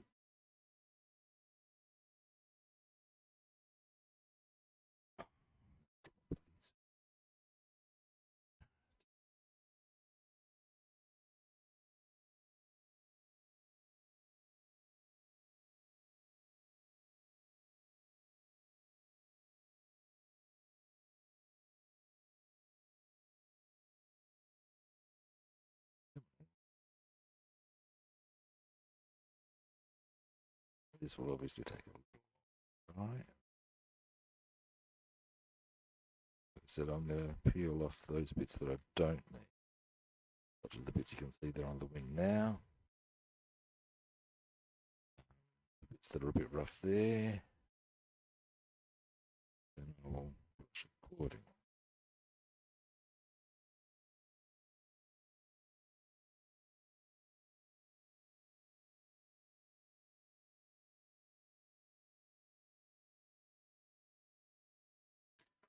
Right.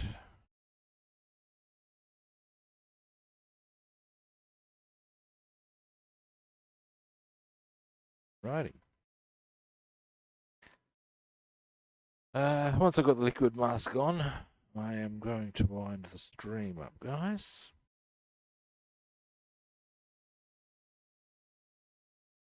But we're almost there. That will actually, just got to hang. That will actually enable me to, next couple of days, get the painting on this done. About not the end of this week, but the end of the week after, we should have it actually completed.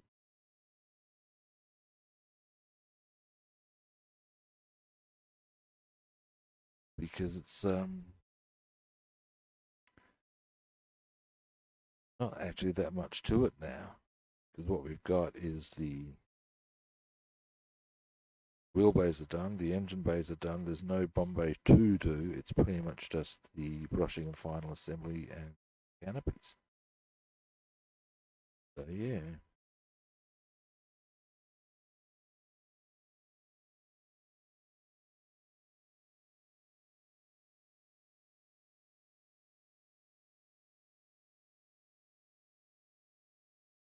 Then I'll probably focus a lot more on the lank because I can.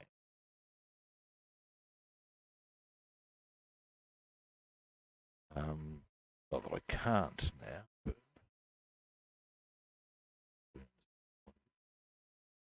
the way sort of, I'm sure you get the drill. I don't need to explain too much here. Yeah, almost there, guys. Cool.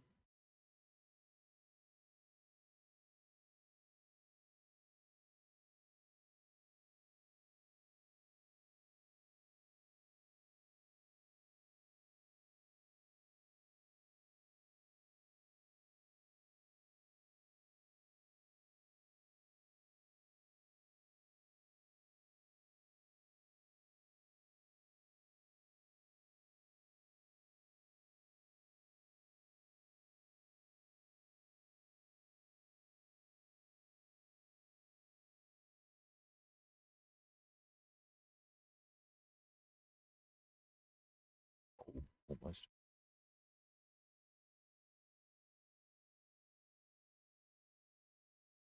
Last little bit. Yeah. Hopefully this afternoon we can get on some painting.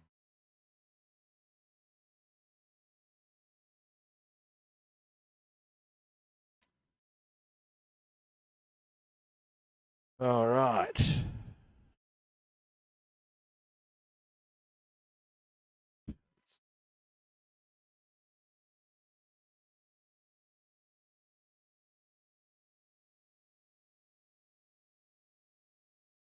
Hopefully tomorrow I'll be able to show you a brown surface coat and putting the green on.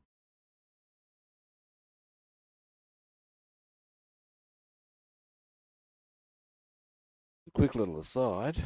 I'm giving very serious, well, not serious consideration. I am going to at some stage also build, obviously a B-17, but a short Sterling. Always had a big soft spot for the short Sterling. Not quite sure why.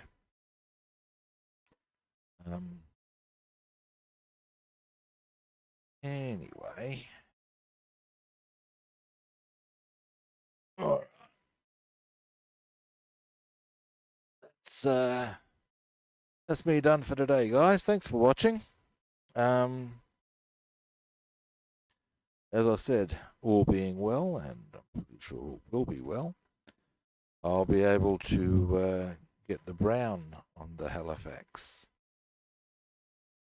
today, which means the green will go on tomorrow. Then it's touch-ups and canopies and stuff like that, and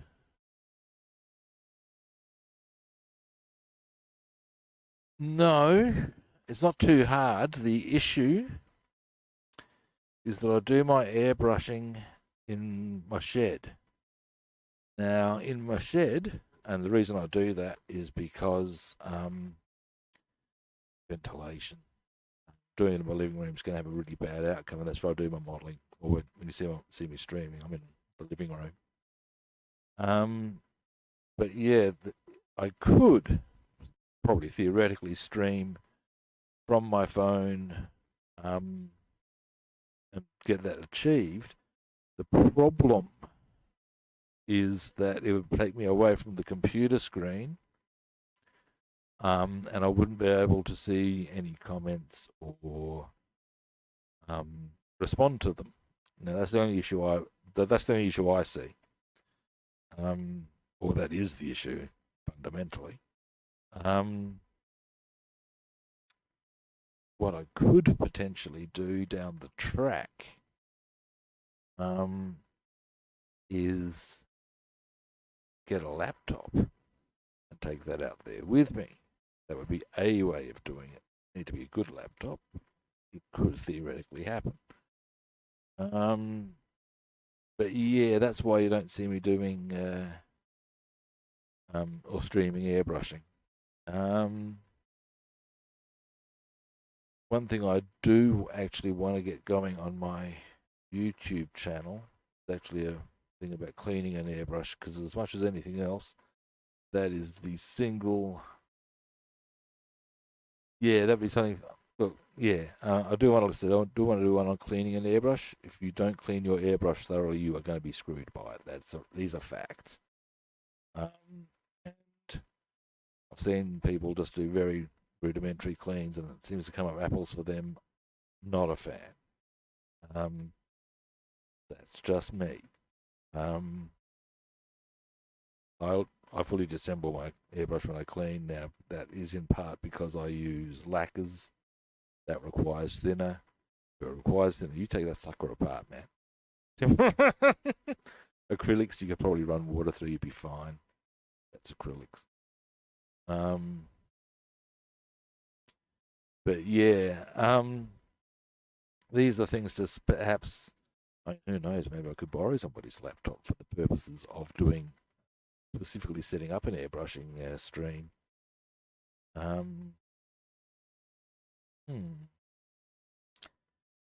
believe you can also things to think about. Anyway, after all of that, it's yeah, that's me done for today. Like I said, tomorrow, I actually got to mask up the lights go. I'm not going to bother doing that right now. Anyway, and I will be back tomorrow.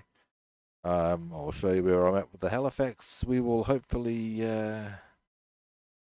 well, we can start getting into the Tempest, I think, would be a good outcome. I'll show you a couple of recent finishes because I got a bit slack on finishing the Spitfire, so I've still got to put the canopy on it. So I'll show you that when it's finished. I've got to put an aerial on a Junkers 88 that I've actually finished ages ago, so I'll do that as well so I can show you. And we'll move along with a whole stack of other shit. Yes, we will.